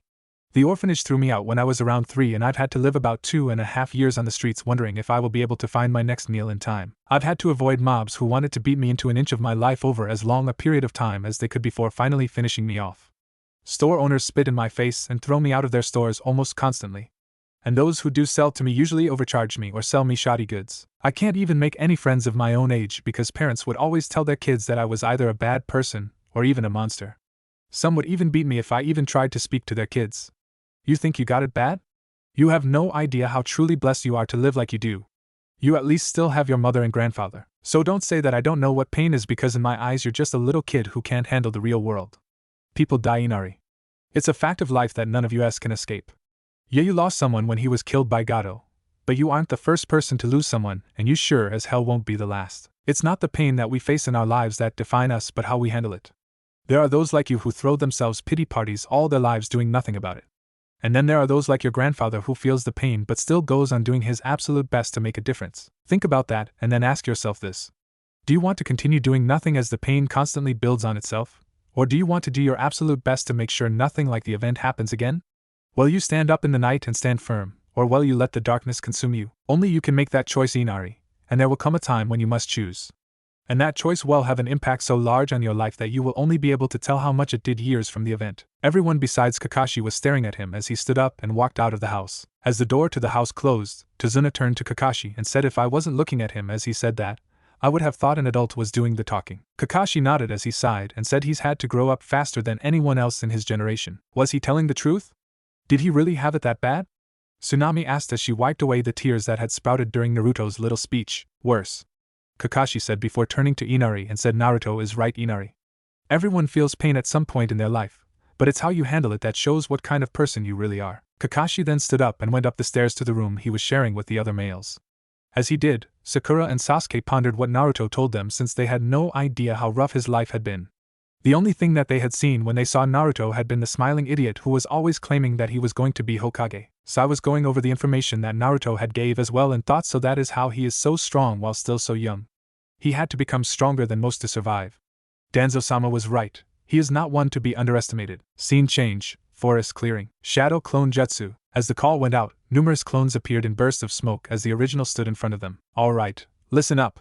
I want all but 5 of you to work on moving through this forest as fast as you can without using our sonar technique. We're good up to low jounin speeds, so let's see if we can't reach mid jounin by morning. Remember to create and dispel every hour and a half. Understood? Hi, get to it! Most of the clones took off, leaving only the 5 clones who were at the front of the group. Naruto grinned as he looked at them while reaching into his kunai pouch with both hands and said, well then, shall we get started? The 5 clones gave predatory grins as they also reached into their kunai pouches. In one simultaneous movement, the 6 blondes brought out their hands with the kunai twirling around their fingers before ending in reverse grips and disappeared. For the next 3 hours, the only thing that the clones working on nighttime travel without the sonar technique could hear was one practically continuous sound of metal against metal. Scene change, Tizuna's house. The next morning, everyone was seated at the kitchen table eating breakfast except for one blonde. Sakura glanced at the empty seat that had a plate placed in front of it before turning to her teacher and said, Kakashi-sensei, don't you think one of us should go looking for him? Kakashi chuckled and said, now Sakura, I know you're worried that Naruto didn't come back in, but if there is one thing that I have learned about Naruto from all the years that I've known him, it's that he almost always comes back before losing consciousness. Sakura frowned at this, not really reassured by her sensei. The sound of the front door opening caught everyone's attention as Naruto tiredly shuffled in.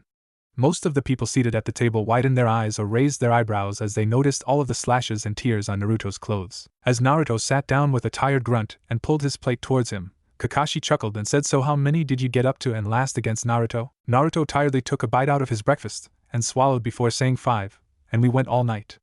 Wouldn't have been so bad if I didn't have about 100 clones working on moving at night at mid-jounin level speeds without using my technique. Damn, clones all decided to pop within a few minutes of each other when the sun rose up when they knew that they were supposed to do 1 per minute. Kakashi rose his visible eyebrow and said, wow. That's pretty good all things considered. Usually you can only go halfway through the night if there's more than 3 of you. Sakura looked confused as both Sai and Sasuke gave Naruto calculating looks. Turning back to Kakashi as Naruto began eating again, clearly showing that he wanted food at the moment, she said, I don't understand, Kakashi-sensei. Why would Naruto need to work on moving at jounin speeds at night if he's already so fast? And what kind of training are you talking about? I'm right here, you know. Naruto said with his mouth full before swallowing and said, to answer your question, Haruno, yes, thanks to my bloodline I can move faster than probably anyone on the planet, but it gives me tunnel vision when I move as fast as I normally do. To counteract it, I use my huge chakra reserves to make a constant field that is moving away from me that I use sort of like echolocation to be aware of my surroundings.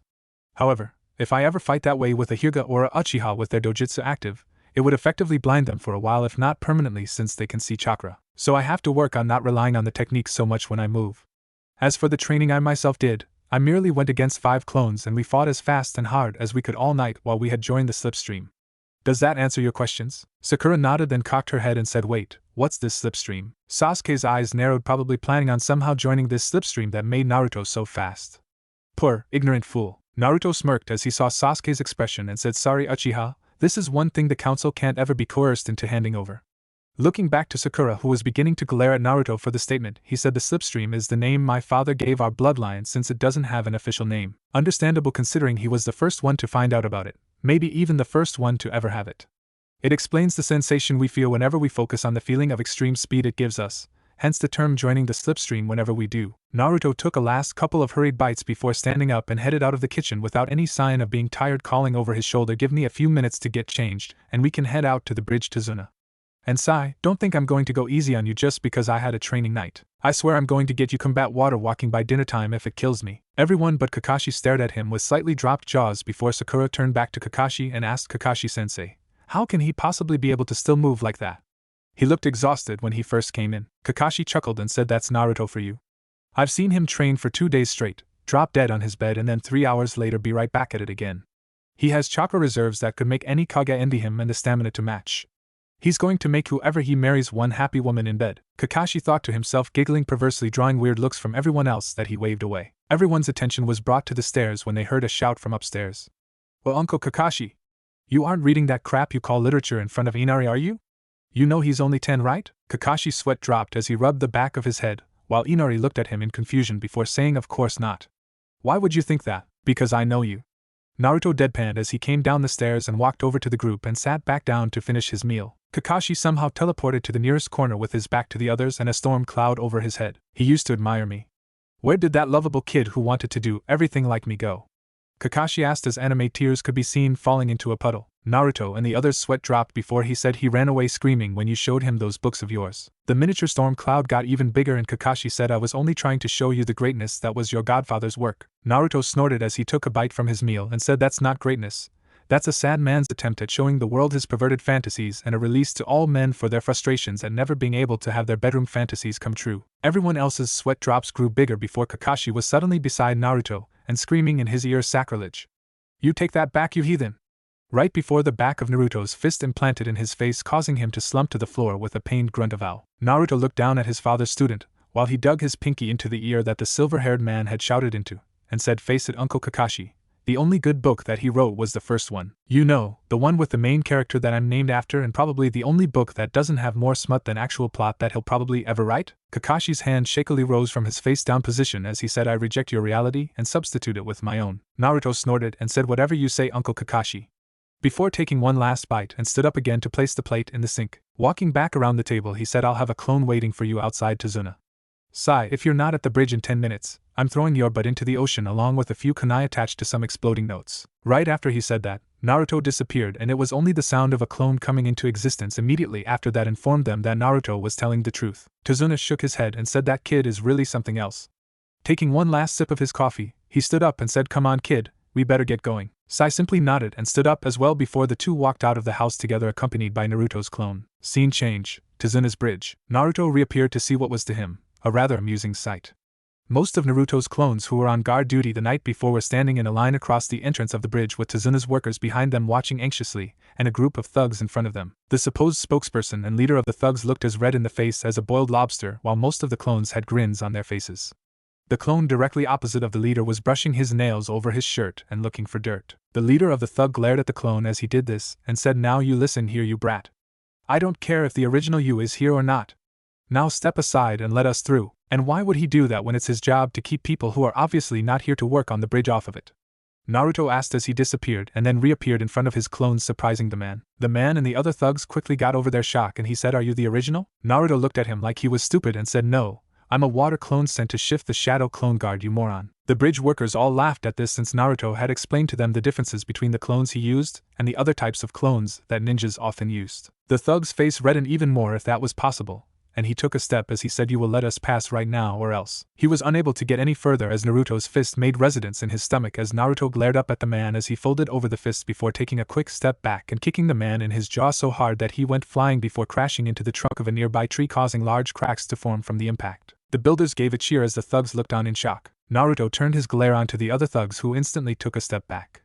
Unleashing a bit of killing intent to further unnerve them, he pointed to the fallen man and said, "Get him out of here and don't come back." The men quickly nodded before one of them rushed over to their leader and dragged him away as the others broke out into a run. Sighing as he watched the men flee, Naruto dispelled the clones before making a fresh batch to help the workers. As he did, he spotted Tazuna and Sai with his clone walking down the path from his house. As Tazuna walked up and noticed the damaged tree, he said, "What happened here?" Naruto shrugged and said, "Nothing much. Just showed some thugs why you don't want to mess with the Chunin." Tazuna studied the blonde for another moment before shrugging and went over to his workers who were talking excitedly about how Naruto had handled the situation. Naruto then noticed Sai staring at him intently and said, "What?" Sai cocked his head as he gave a false smile and said, "I'm just contemplating how I don't think I would want to fight you, Naruto-san." Naruto frowned at the formality and said, "Just call me Naruto-sai." "And why would you have to fight me?" Sai made a motion of his shoulders that might have been intended to be a shrug and said, "You never know." Before walking down to the water and stepped onto it, trying to get the hang of moving around on the liquid surface. Naruto and the clone traded looks before simultaneously rolling their eyes and heading to their respective charges for the day. The rest of the week passed quickly and quietly. Sai had mastered combat water walking to a point that he could spar with Naruto for about 30 minutes by the end of the week. Sakura had joined them 2 days after the day Naruto beat up the thug leader when Kakashi judged her ready to learn the next exercise and be able to do it for more than 10 minutes at a time. She took to it just as fast as she did tree climbing but had to near constantly walk around the surface of the water to get her chakra reserves even higher. Sasuke had joined them a day before Sakura but was still the slowest at learning it, taking him until the end of the very last day to get up to combat level, making the emo even more broody than normal and giving Naruto headaches every time he demanded to be taught a jutsu or something instead. Now it was the night before they were expecting Zabuza to show up. Following Kakashi's advice, Tazuna had already told the workers to not show up the next day, and the genin were showing signs of nervousness and anxiety. Well, Sakura and Sasuke were. Sai looked as cool as he always did, but Naruto blamed that on the root training he had been given. After dinner, Naruto had taken Inari outside and the two were now sitting on a dock looking out across the water. As the two stared at the reflection of the moon with their knees to their chests, Naruto glanced over at Inari and reached into his kunai pouch. Handing the throwing knife to the kid who looked at him in curiosity, he said, "Here, use this if things get rough tomorrow.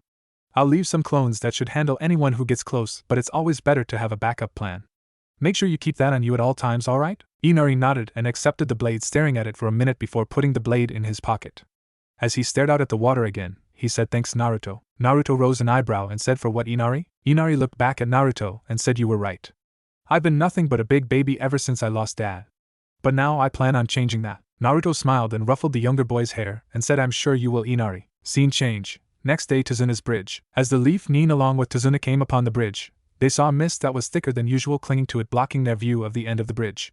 Naruto had already informed Kakashi that Zabuza had been in the area, and the older Nin had ordered Naruto to dispel the clones so that way they could draw Zabuza out. "Looks like the party's about ready to start," Naruto said, earning a nod from Kakashi. Turning to his students, he said, "Don't leave Tazuna's side." Getting nods from the genin, the group began walking through the mist. Once they were halfway down the bridge, Naruto held up a hand, stopping everyone, and called out in a sing-song voice, "Oh Zabuza!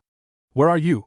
Come out wherever you are." As everyone besides Kakashi, who simply rose an eyebrow, stared at him, a dark chuckling echoed around the area before the mist died down a little, revealing two figures in the mist. "Why did you have to tell the bridge workers not to come today?" "I was looking forward to having some fun," said the tallest figure. Kakashi shrugged and said, "Sorry, but I think the workers preferred having all of their body parts remain connected to each other." Naruto meanwhile was staring at the smaller figure, who turned his head slightly so that it seemed that he was looking at him as well. Naruto pondered his options since he knew who the figure was and wasn't looking forward to fighting the guy. Coming to a decision, Naruto looked at his superior from the corner of his eye and said, "Uncle Kakashi, if I take his coworker out of the equation, do you think you can hold Zabuza back for a short while without killing him?" Kakashi looked down at Naruto with confusion in his eye as he said, "Yes, but why would I do that?" "Because I plan on showing them that they're working for the wrong person," Naruto said as he continued staring at his newest acquaintance. "Oh, and how do you plan on doing that?" Kakashi asked with a raised eyebrow. Naruto turned his head to his fellow Jounin and said, "We both have dealt with crime lords before. So you know that Gato's going to betray them so that he doesn't have to pay so much. I'm sure Zabuza's expecting the same thing, even if only a little. I just have to show his partner and confirm that fact. Once Zabuza knows that his employer is planning on betraying him, he won't fight anymore." Kakashi considered what the blonde said. On one hand, it could actually make Zabuza drop his mission. On the other hand, the man might not believe Naruto and just continue attacking. Either way though, Zabuza's partner would not be there to back the man up. Sighing, Kakashi nodded to Naruto, who closed his eyes and concentrated as he began opening the water gates to the dam that held back his chakra. As Zabuza felt the chakra presence in the younger Jounin rise, he growled out, "Haku, get ready." "Yes, Zabuza-sama." No one was prepared though when Naruto's chakra presence spiked to unbelievable levels, causing a large and very visible pulse of chakra to expand from his body, pushing the mist away and revealing the blonde coated in a blue shell with his hair blowing around like he was in a wind that only blew around him. As everyone stared at him, an even larger pulse shot out from his body that headed inland, locating a large group of chakra presences that were nowhere near the level of a ninja that wasn't located near the village. Naruto opened his eyes and said, "I think I found the bastard. There's a large group headed this way." Kakashi nodded and said, "You've got 15 minutes. If you're not back by then, I'm taking him out." Naruto nodded, showing he understood before he took off running at low Jounin speeds toward the now visible pair of missing Nin. More specifically towards the fake hunter Nin. Said Nin stiffened in preparation before Naruto disappeared halfway to him. Less than an instant later, the masked figure vanished as well. "What the?" Zabuza exclaimed, trying to figure out what happened since his tool hadn't used his jutsu yet. Kakashi simply chuckled and said, "Don't worry, Naruto is simply taking him somewhere private so that we can have a rematch without interference from either side this time." Zabuza humphed at this and said, "It doesn't matter. I had planned on Haku fighting him anyway." "Well then, shall we get started?" Kakashi asked as he rose his headband, revealing his Sharingan eye. "Let's," Zabuza said as mist began building again. As the mist closed in, everyone heard Zabuza's disembodied voice saying, "This time will be much different, Kakashi." Scene change. Tazuna's house. The two clones stationed at the bridge builder's house felt the pulse shoot out from the original, and both saw two figures heading their ways with swords strapped to their waists in the range that the sonar was usually used at. Frowning, One of the clones began walking toward the forest where the two swordsmen were and said, "I'll handle this." He was stopped by the other clone grabbing his shoulder. Turning to his comrade in confusion, the first saw the second look towards the house. "Let's see how he handles this. We can step in before it gets out of hand." The first clone considered for a moment before nodding.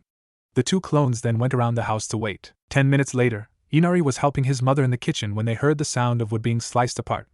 Both of their eyes widened when the two swordsmen stepped into the kitchen. "Those are the men who killed Dad," Inari thought as a similar thought ran through Tsunami's head. "Heh, looky here, aren't you a cute one?" One of the swordsmen, who was bald, said. "Heh, I didn't know the old man had a grandson." "Oh well, just one more thing I can cut up." The other one, who was wearing a cap over his silver hair, said, looking at Inari. Inari swallowed before he remembered what Naruto had told him that night at the table. Stepping in front of his mother, he pulled out the kunai Naruto had given to him and held it in a reverse grip like the blonde had told him, drawing raised eyebrows from the two swordsmen. "I'm not going to let you hurt my mom. You took my dad, I'm not letting you take her," Inari said with a lot more confidence than he felt. "Hell, look at this kid. He actually thinks he can stop us. Let's show him how wrong he is," the bald man said as both took a step forward and began to draw their blades. Their hands had only reached their hilts though when both felt cool metal against their throats. Inari and Tsunami's eyes widened when the two clones seemed to appear out of thin air behind the swordsmen with their kunai already out in reverse grips and in position. "Maybe he is not ready yet," the first clone started, "but he is on the right track." The second finished before looking at Inari and nodded. Inari returned the nod as he sighed in relief before the first clone said, "So you're the guys who killed Inari's father, huh? Normally we would just kill you and be done with it, but I think it would be better to let the villagers give you a trial and let them serve justice." Both swordsmen then fell unconscious due to the clones slamming the rings of their kunai against their foreheads faster than anyone could see. As the first clone began tying the two up, the second walked over to Inari and ruffled the kid's hair as he said, "Good job, Inari." "Thanks, Naruto," Inari said before looking down, and said, "But I was so scared, I really thought they were going to kill me before you appeared." The clone smiled and said, "It's alright to be scared, Inari. All humans are at one time or another. But like pain, it's what you do when you experience it that makes a difference. Bravery isn't the absence of fear. It is when you overcome it. And today you took your first step in doing so. Now come on, we have to get these two to the proper authorities, and we don't want to leave you or your mom alone." Inari nodded as the first clone picked up the swordsman in fireman lifts and followed the others as they led the way to the village. Scene change. Gato's dock 30 seconds after second pulse. Haku suddenly reappeared stumbling in front of a dock that held a large boat that belonged to Gato. He shook his head from the disorienting effects of being grabbed and then rushed to another place so far away in almost as little time as the blink of an eye before the boy noticed where he was. Looking around at the dock, he thought, "What am I doing here? Better yet, where's Naruto?" He was brought out of his thoughts when he heard the sound of a lot of people moving on the path through the forest, making no attempt whatsoever to hide their passing. Turning around to look, he saw a bunch of people walking down the path with Gato at its head. The man sneered and said, "What are you doing here, brat? I would have thought you would have been with that was Sabuza. Oh well, this just makes things easier.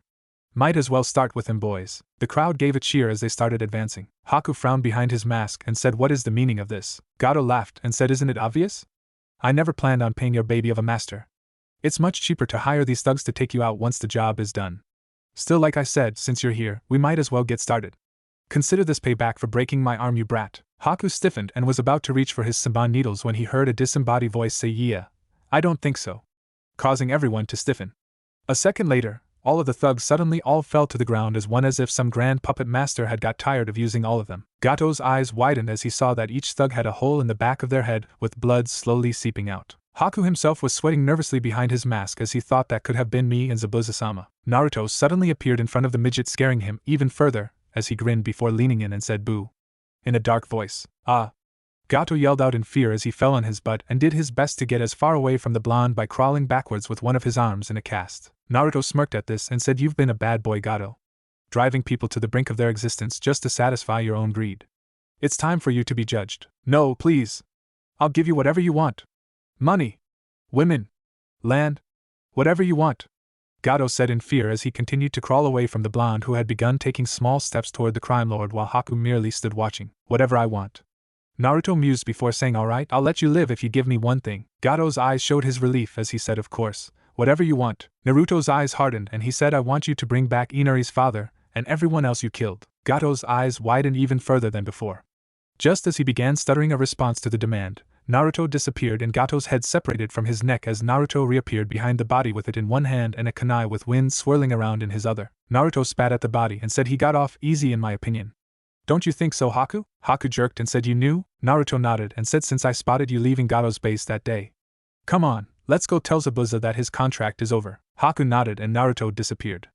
An instant later Haku vanished without a trace as well, leaving only the dead bodies with blood pooling around them to give evidence of what happened. Scene change. Tizuna's bridge. Kakashi was staring at Zabuza, who was staring back at Kakashi as he was held in place by Kakashi's ninja dog summons. A short distance away, Tizuna and the Genin were looking on, wondering why Kakashi wasn't finishing the job. Why don't you just finish the job, Kakashi? I wouldn't have expected a man like you to be so hesitant to kill your opponent. Kakashi shrugged and said, just waiting for Naruto and your partner to get back. Zabuza's eyes narrowed as he said, what do you mean? Kakashi was saved from having to answer when everyone heard a voice say, dang Uncle Kakashi. When I said hold Zabuza up for a little bit, I didn't mean literally. Everyone looked past the two figures where Naruto was standing beside Haku, who was shaking his head from the sensation of being transported so far so fast a second time. Everyone's eyes were then drawn to the head in his hand as it dripped some blood onto the bridge. Sakura's hand instantly went to her mouth as she tried to keep her breakfast down, while Tizuna and Sasuke had similar problems, but were handling it better. Sai merely raised an eyebrow at the sight. Zabuza's eyes widened as Naruto tossed the head to his feet and said, your contract's over, Zabuza. Good thing too in my opinion, since Gato never planned to pay you. He's speaking the truth, Zabuza-sama. I heard it from the man's mouth myself, and he had a bunch of men coming to the bridge with him. He said he was going to betray us once the deed was done.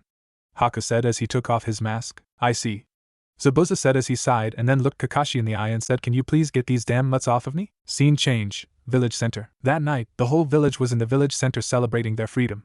As some of the villagers sorted through everything Naruto and his clones had retrieved from Gato's base, the others were having a feast and dancing.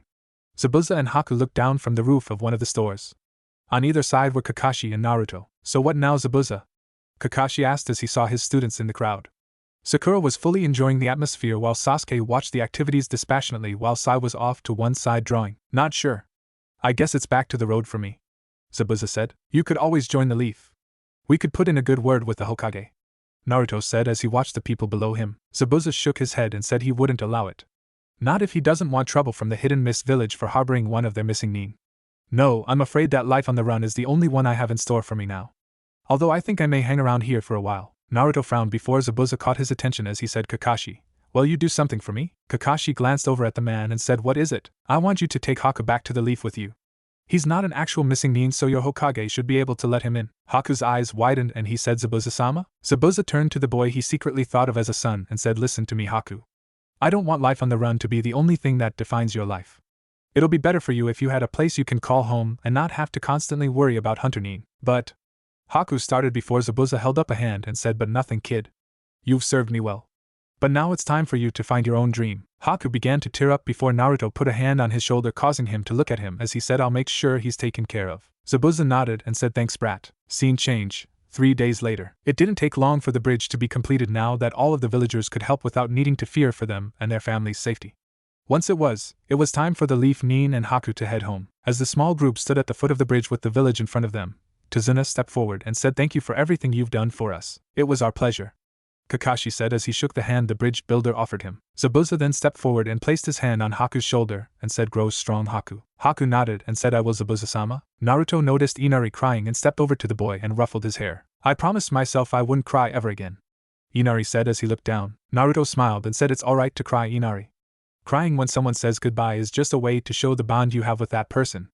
Take good care of everybody, alright? Inari nodded and Naruto rejoined his group as the rest said their goodbyes before turning around and began walking across the bridge. One of the villagers looked thoughtful and said, by the way, what are we going to call the bridge? Tizuna rubbed his chin in thought and said, how about the Bridge of New Beginnings? Sounds good to me, Inari said, drawing agreement from the others. Naruto shot through the trees beside Kakashi with Team 7 behind them. On Naruto's other side, Haku looked like he was on autopilot as he silently jumped from branch to branch. As the air whistled from the shinobi's passage, Naruto considered how he was going to watch over Haku when he joined the Leaf ranks like he promised Zabuza. The old man he wouldn't have a problem with. It was the council that Naruto was worried about. Knowing the civilian side and some of the shinobi members, they would most likely try to force Haku to form his own clan, and there was no way Naruto was going to let them push Haku around just so that they could get a bunch of ice-wielding shinobi in the future. He'd rather tell the entire Hidden Stone village about his heritage than let a friend of his be manipulated like that. Naruto's face hardened into determination as he decided on what he would do. The civilians wanted a clan? Well, they would get one. A clan that was known to be as fierce as the whirlpools they lived near. It was time for Naruto to remind the council of the alliance the village had made with his mother's homeland. Kakashi noticed Naruto's expression change out of the corner of his eye. Turning his head to the blonde, he said, "What is it, Naruto?" Naruto waited until he had shot off the next tree branch before saying, "You know they're going to try and force Haku to make a clan, right?" Haku jerked out of his thoughts at this while Kakashi nodded and said yes. "But I doubt Lord Hokage-sama will allow that." "Yeah, well, I'm not going to take any chances. I gave Zabuza my word that I would take care of Haku, and I plan on keeping that promise," Naruto said. Haku smiled and thought, "Thank you, Naruto. I only hope I can stand by you when your time of need comes." Kakashi frowned and said, "What are you planning, Naruto?" Naruto's eyes gained a mischievous look as he grinned like the fox demon he contained as he said, "If the council tries anything, they will experience firsthand what made my clan so formidable." Sasuke and Sakura perked up in interest when they heard that Naruto actually came from a clan. Naruto actually has a clan? But I thought he was an orphan. Sakura thought. The dead last has a clan? No matter, it couldn't have been much of a clan if I've never heard of it. Sasuke thought with a frown. Kakashi frowned and said, "Be careful, Naruto. The council can make things incredibly difficult for you if you anger them." Naruto scoffed and said, "Like they haven't already tried to make my life a living hell as often as possible? Let them try.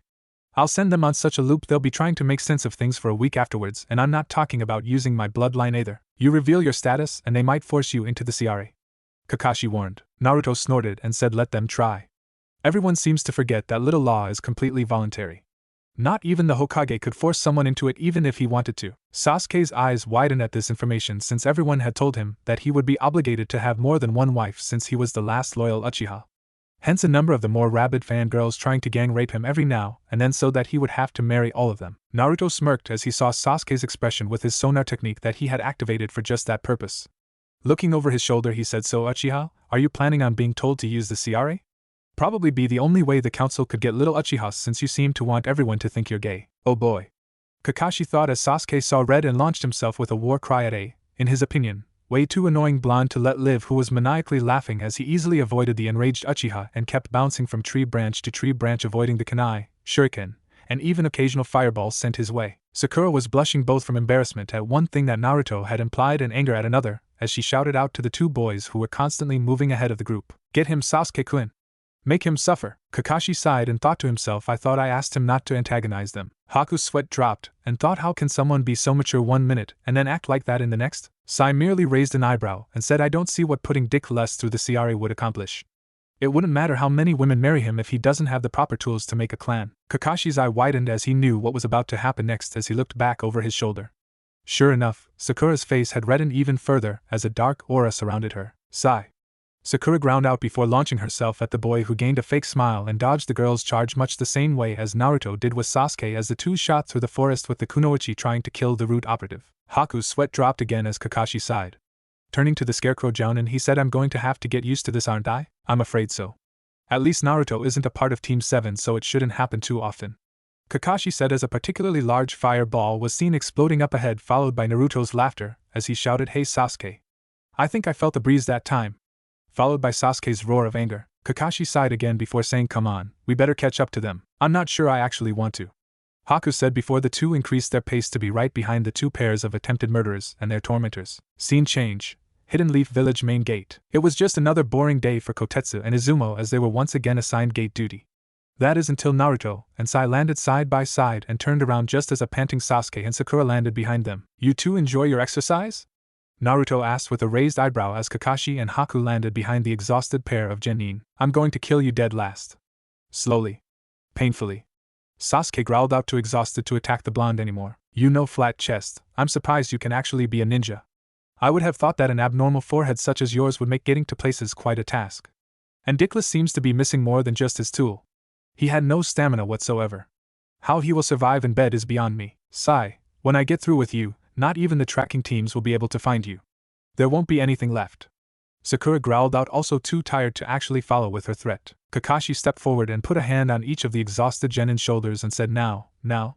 Let's not fight now that we're home." Haku merely shook his head and thought, what have I gotten myself into? Naruto simply smirked before turning back around and walked over to the gate booth and signed the team in as he said, "Team 7 and Jounin Naruto Uzumaki returning from mission to wave with possible new recruit Haku Momochi." Haku's head turned so fast Kakashi actually heard it crack a little as he stared at the blonde in surprise. "Zabuza asked that you take his name when you joined us," Kakashi said as Haku switched his attention to the scarecrow standing next to him. As Haku was trying to work out what he was feeling from that revelation, Naruto was enjoying a nice conversation with the Eternal Chunin, as the two were often called. "What did you say to make the kid so mad?"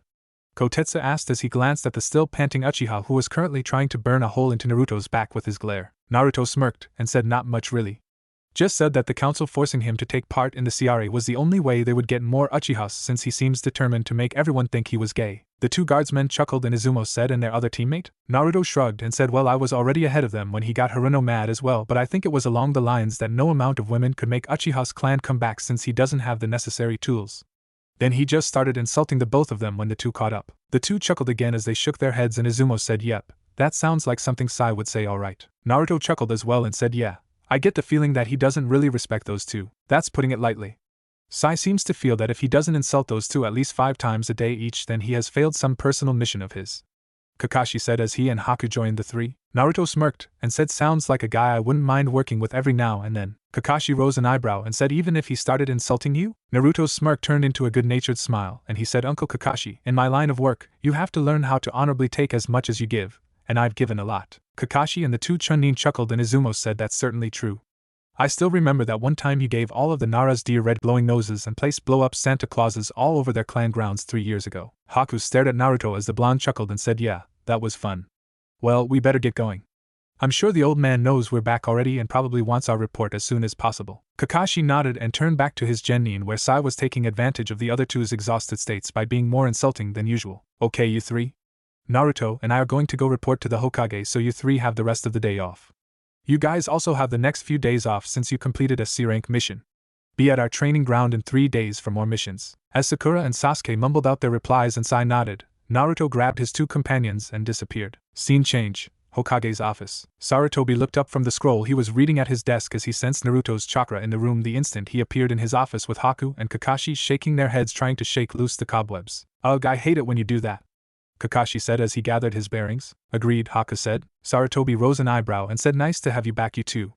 Now, as much as I'm interested in who this young man is, SOP demands that I hear out your report first so could you please tell me how your mission went? The two Jounin nodded and Kakashi began giving their report with Naruto interjecting here and there where he was more involved. Once the report was finished, Sarutobi sighed and placed his arms on his desk and leaned forward to study Haku who did his best not to fidget as he became nervous from the man's stare. So Zabuza asked you to bring his apprentice into our ranks? The two nodded and Sarutobi sighed again, and said if this was almost anyone else we were talking about I wouldn't have a problem with it but considering that man's history. Naruto stepped forward as the old man trailed off and said Hokage-sama, what is the one thing that you said was my greatest strength? Sarutobi could tell how serious Naruto was about this seeing as he had used his formal title and as he focused on the blonde decided to be straight to the point as well and said your ability to judge people.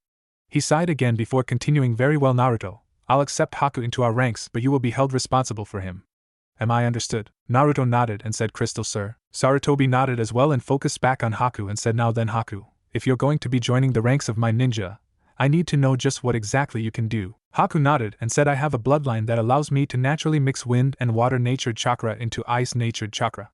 I know various D to be ranked water jutsu although I primarily use ice jutsu. My strongest jutsu is one that surrounds my opponents with a dome of ice mirrors that I can travel through at speeds that are the faster than most high-level jounin. I am highly accurate with Saban needle and have a vast knowledge of medical first aid and how to use herbs effectively in making medicine. I see.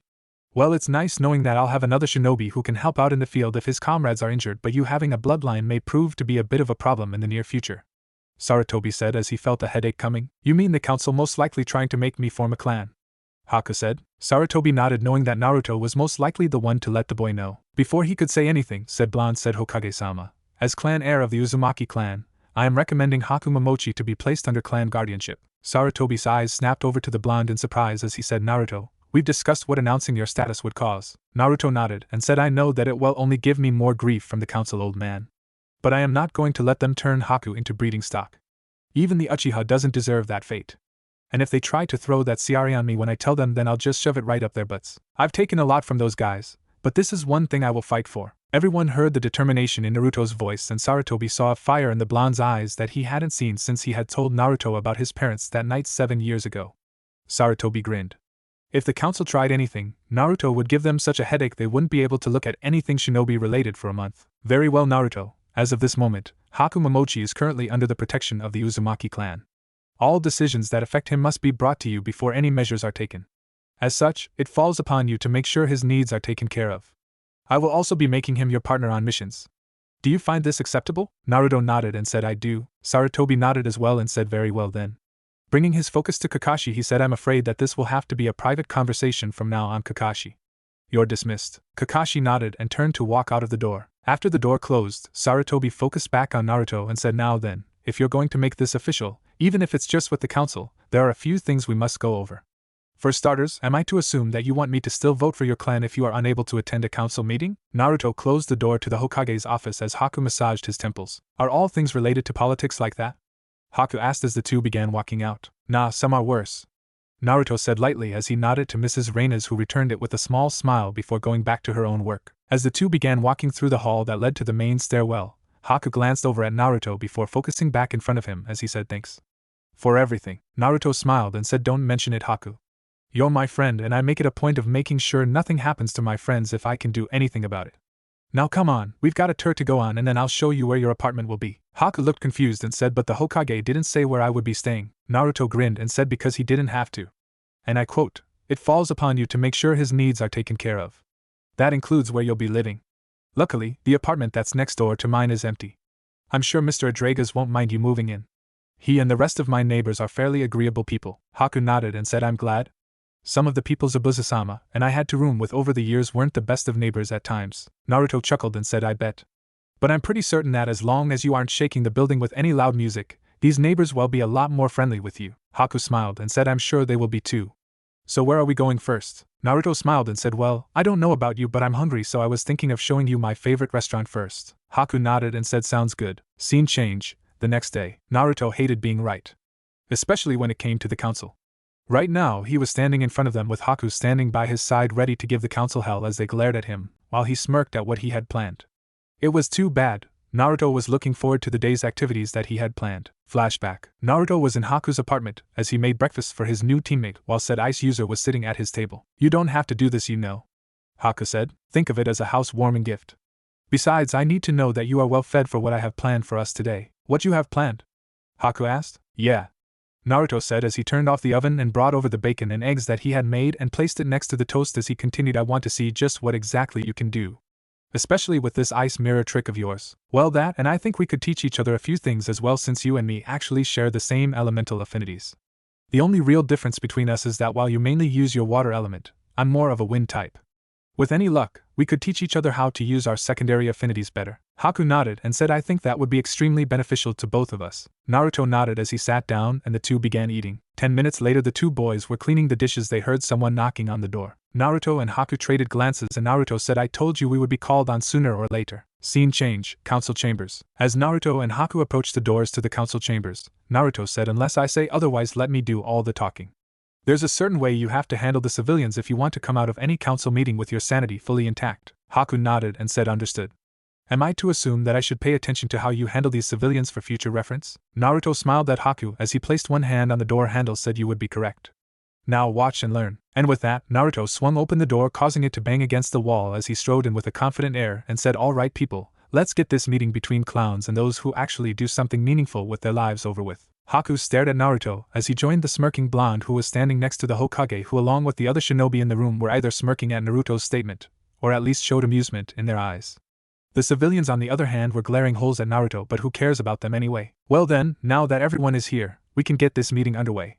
For those that don't know, we were discussing the possibilities of Haku Momochi being eligible for the CRA. Sarutobi said as he mentally chuckled at the civilians who were still glaring at one of his favorite jounin. Now hold on, one of the civilians said as he stood up and pointed an accusing finger at the blonde. What is the Daimon brat doing here? This doesn't concern him at all. Oh, but it does, Naruto said. You see, as clan heir of the Uzumaki clan, I have brought Haku under clan protection. Therefore, any decisions that affect him must be brought to my attention before anything can be finalized. What? The shinobi in the room all dug their pinkies in at least one of their ears as all of the civilians shouted out at once. What idiocy are you talking about, you brat? You don't have a clan? One particularly nasty civilian asked. Naruto snorted and said, so am I to assume that the spiral on not only this village's Chunin and Jounin vests but also in our very own village symbol is the mark of some other clan, that this village has an alliance with other than the Uzumakis from the hidden whirlpool village that my mother was a part of? Or have you guys forgotten that it was the Uzumakis, including me, that have kept the Kyuubi from wiping this village off the face of the earth for 3 generations? Or could it be that you have forgotten what the Uzumaki clan status was in this village? Need I remind you that my great-grandaunt, Mito Uzumaki, was the wife of the first Hokage? I know Naruto is somehow related to her, but I don't know the actual lineage. Haku's eyes widened as the implications of what Naruto just said settled in her mind. Meanwhile, the civilians and even some of the shinobi's eyes had also widened and most of them were stuttering. Naruto decided to build on his momentum and said, "You people seem to forget that I was chosen to be the prison of the Kyuubi for a reason. We Uzumakis are the only ones who can without a doubt fully contain and control a biju once it is sealed inside of us. And yet you constantly mix me up with the damn fox and do your best to make my life a living hell. Well, I draw the line when you mess with people that are my friends and under my protection. You want a clan? Well, you got one now. As of this moment, I declare the Uzumaki clan to be properly secured and am reclaiming my council seat." The civilians erupted into shouting as the shinobi side all leaned back in their chairs and shook their heads. Most of them had known something would cause Naruto to snap for a while now. After all, a person can only take so much, and the Uzumakis were known for being fierce warriors. Add the fact that they were just as fiercely loyal to those they called friends, and you had someone who was going to most likely make the civilians' lives hell from this period on. Am I to assume that you agree to partake in the clan restoration act, Uzumaki? Danzo asked from his seat, drawing everyone's attention again. Hell no. Naruto said. You guys seem to have also forgotten that that thing is completely voluntary. There is no way I'm going to allow anyone to chain me down in some political marriage, and in my opinion anyone else that does is certifiably insane. I refuse to let myself or anyone else that I care about to become some glorified breeding stock for someone who just wants to increase their standing. Now if you'll excuse me, I have more important things to do than waste my time dealing with you, so can we please go? Before the civilians could sputter out a response, Sarutobi said, "Meeting adjourned." "Thank you," Naruto said as he nodded to the old man before he and Haku disappeared. Scene change. Hokage Monument. Naruto and Haku reappeared in the blonde's training ground. Shaking his head, Naruto said, "This is why I hate politics. Everyone is scrabbling to get the bigger bone and get such big heads that it's a wonder their backs don't snap from the weight." "That was very interesting how you handled that situation, Naruto-sama," Haku said as he once again tried to get over the effects of being transported so far and fast under someone else's power. "Yeah, well, hopefully we won't have to deal with them again for a few more days. And what have I told you about being so formal with me? Just Naruto is fine," Naruto said as he began walking further into the training ground. As Haku fell into step with his partner, he asked, "Was it true what you said back there? Do you really contain the Kyuubi and are related to the first Hokage's wife?" "Yep," Naruto said. "Now come on, I want to see how fast you can actually go in that mirror house jutsu of yours." As the feathers began falling, Naruto rose his right hand and purple flames appeared on his fingertips before he disappeared. Gaara's eyes widened as he folded over the blonde's hand and lost consciousness. As he did, enemy Nin dropped their disguises only to be brought down by Saban needles thrown by a figure who darted through mirrors that had appeared all around the arena in an instant. "Gaara!" Temari yelled out in fear for her brother, as she and Kenkoru rushed towards the two. Naruto took out 2 kunai from his pouch and sent them spinning end over end at the two. The 2 kunai missed them by the barest of margins before swinging around the 2 sand shinobi and wrapping them in the chakra strings that had been connected to their middles. Naruto made a fist and yanked on the strings, sending the 2 flying before suddenly stopping as Naruto intercepted their flight paths with half-fisted hands in their stomachs, knocking the 2 out as well. Naruto then spun and thrust out his arms, sending a huge blast of wind out, slamming into the sand trio's Jounin sensei who had tried to sneak up on the blonde.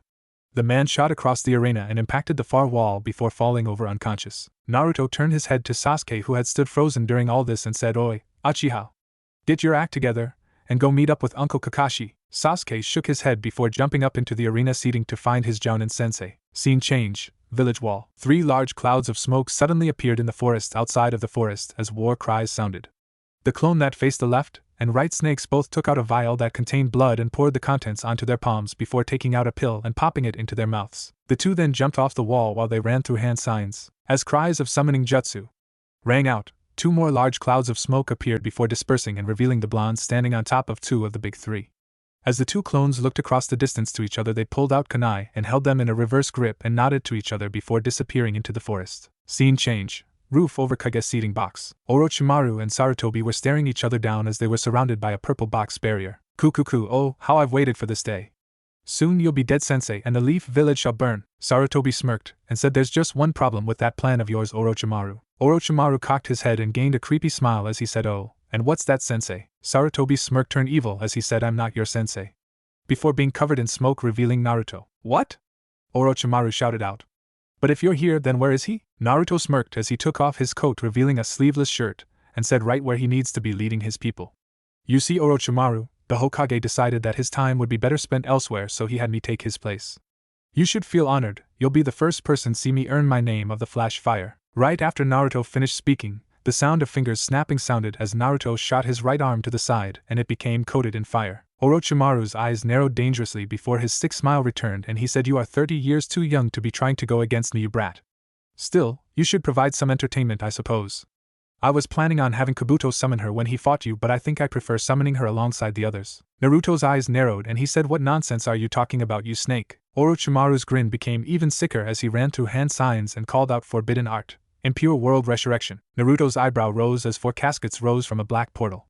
The caskets' lids then opened, revealing their contents, and Naruto's eyes widened before narrowing as he growled out, "You bastard." The week following Naruto's declaration of his claiming clan heir status had gone by rather quickly for him and his partner. After Naruto had run Haku to the ground in a fight that was no holds barred on Haku's part, figuring out just what the boy could do, he decided that if they were going to be teammates, then he had to get the ice user's speed closer to what his was. Naruto's plan for that had 2 main parts to it. The first was to have him use gravity weights to increase his general speed over time.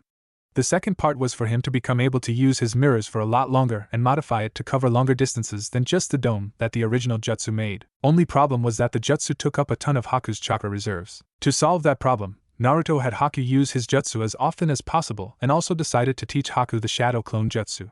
While Haku could only make 1 clone and still be able to do anything, it would still help him increase his reserves. It also allowed Naruto to teach Haku more than one thing at a time, or vice versa when it came to Haku teaching him how to use water-natured chakra. By the end of the week, both boys now had a C-rank jutsu for their secondary affinities and Haku was able to go both longer and farther in his mirrors.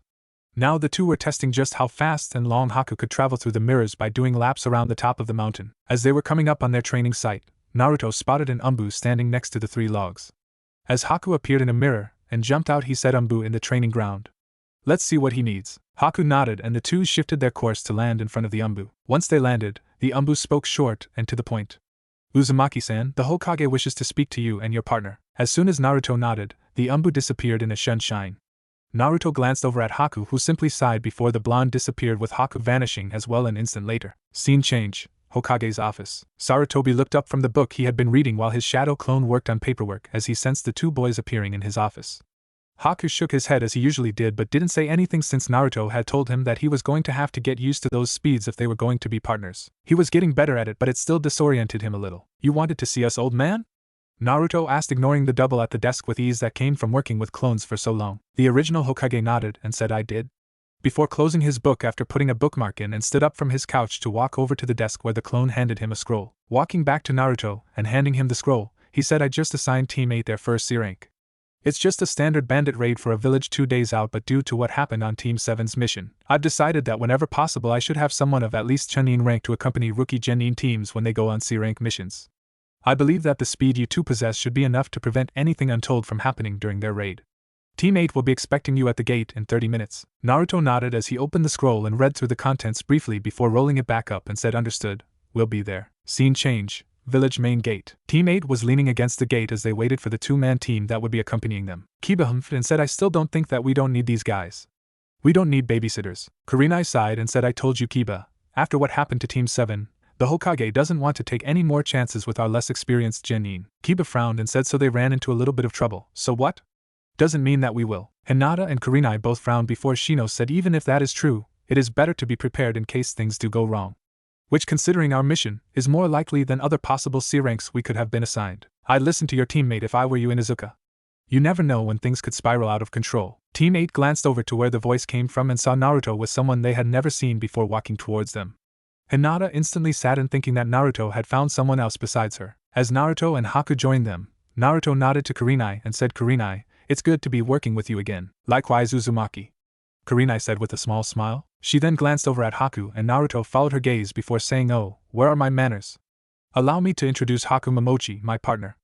Haku, this is Kurenai Yuhi, the Hidden Leaf's resident Genjutsu mistress, and her team, Hinata Hyuga, Shino Aburame, and Kiba Inuzuka." Shino and Hinata gave nods when introduced, which Haku returned.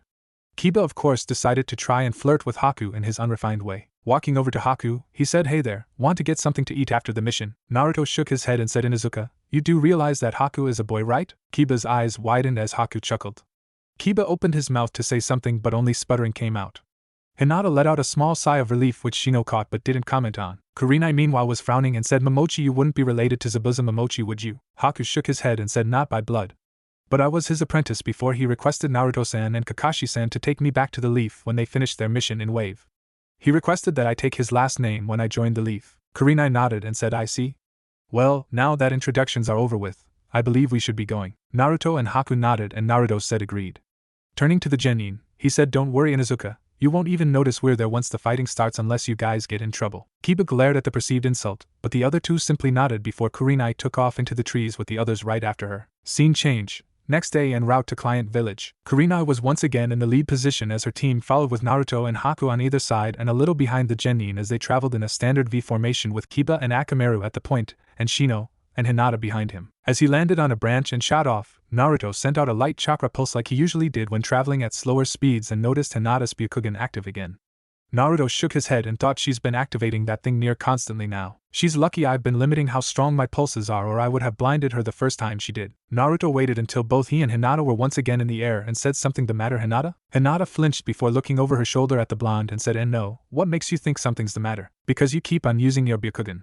So what's wrong? Naruto asked. And nothing, I just don't want to be caught by surprise in case we run into an ambush. Hinata said with a small blush growing on her face. Kurenai meanwhile had a small smile while Kiba was frowning. Naruto rose an eyebrow and said if you say so. Although I'm pretty sure that we don't have to worry about that just yet.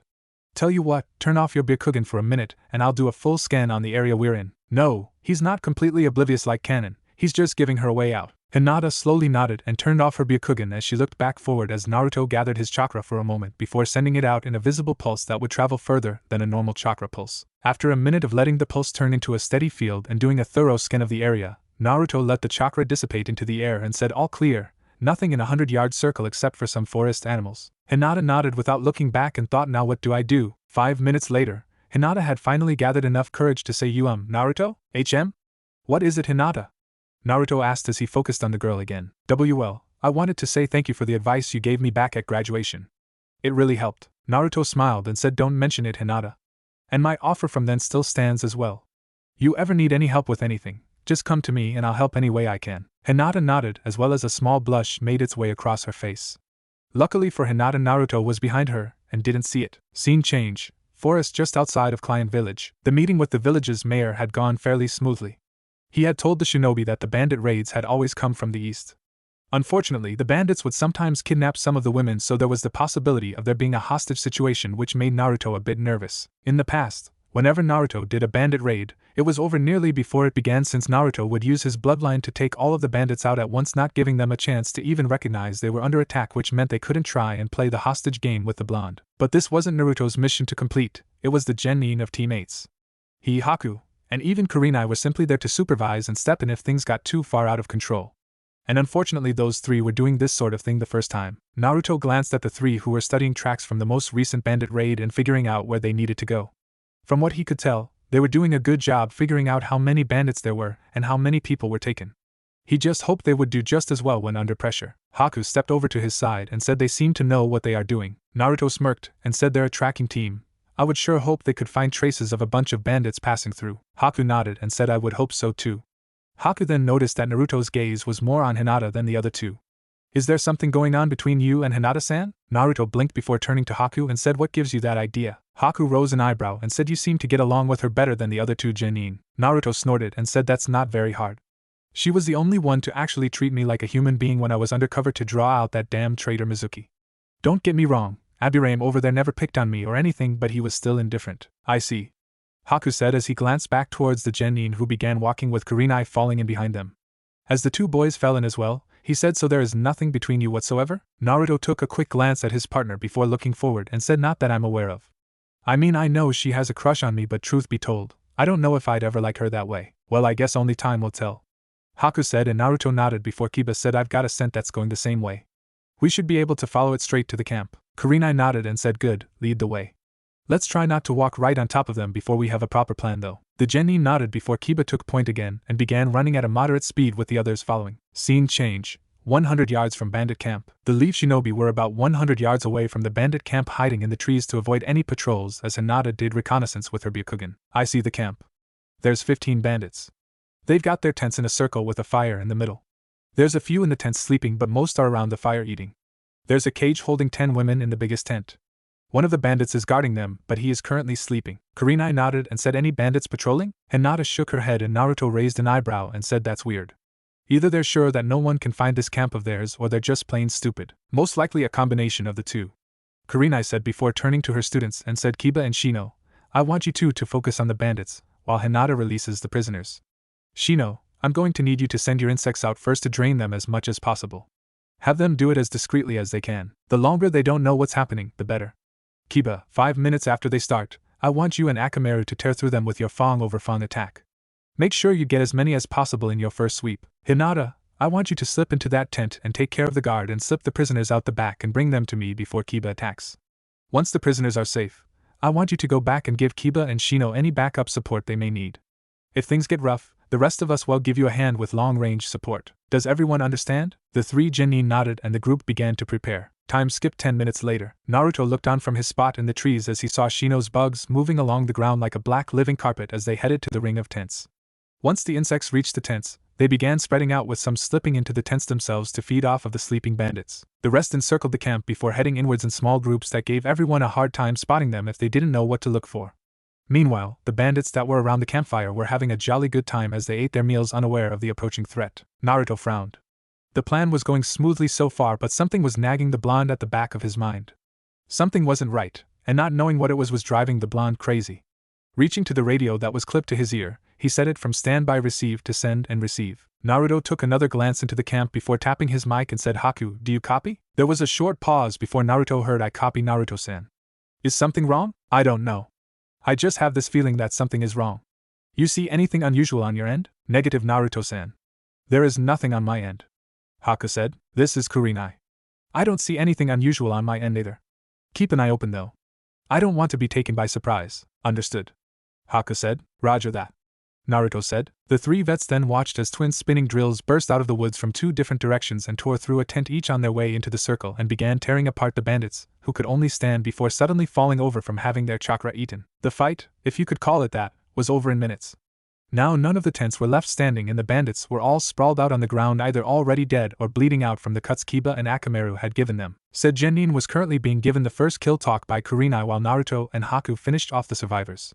Hinata and Shino meanwhile were doing their best to not look at the 2 vets as they sealed everything the bandits had stolen into sealing scrolls. Fortunately, Naruto had already created clones to lead the women back to their village, so they were spared from having to see one of the dark sides of the shinobi world. 5 minutes later, the group was getting ready to follow Naruto's clones when the hairs on said blonde's neck rose. Naruto frowned at the tingling sensation he was getting and said, Hinata, whatever you do, don't activate your Byakugan unless I say otherwise. Hinata looked confused but nodded and said, alright Naruto.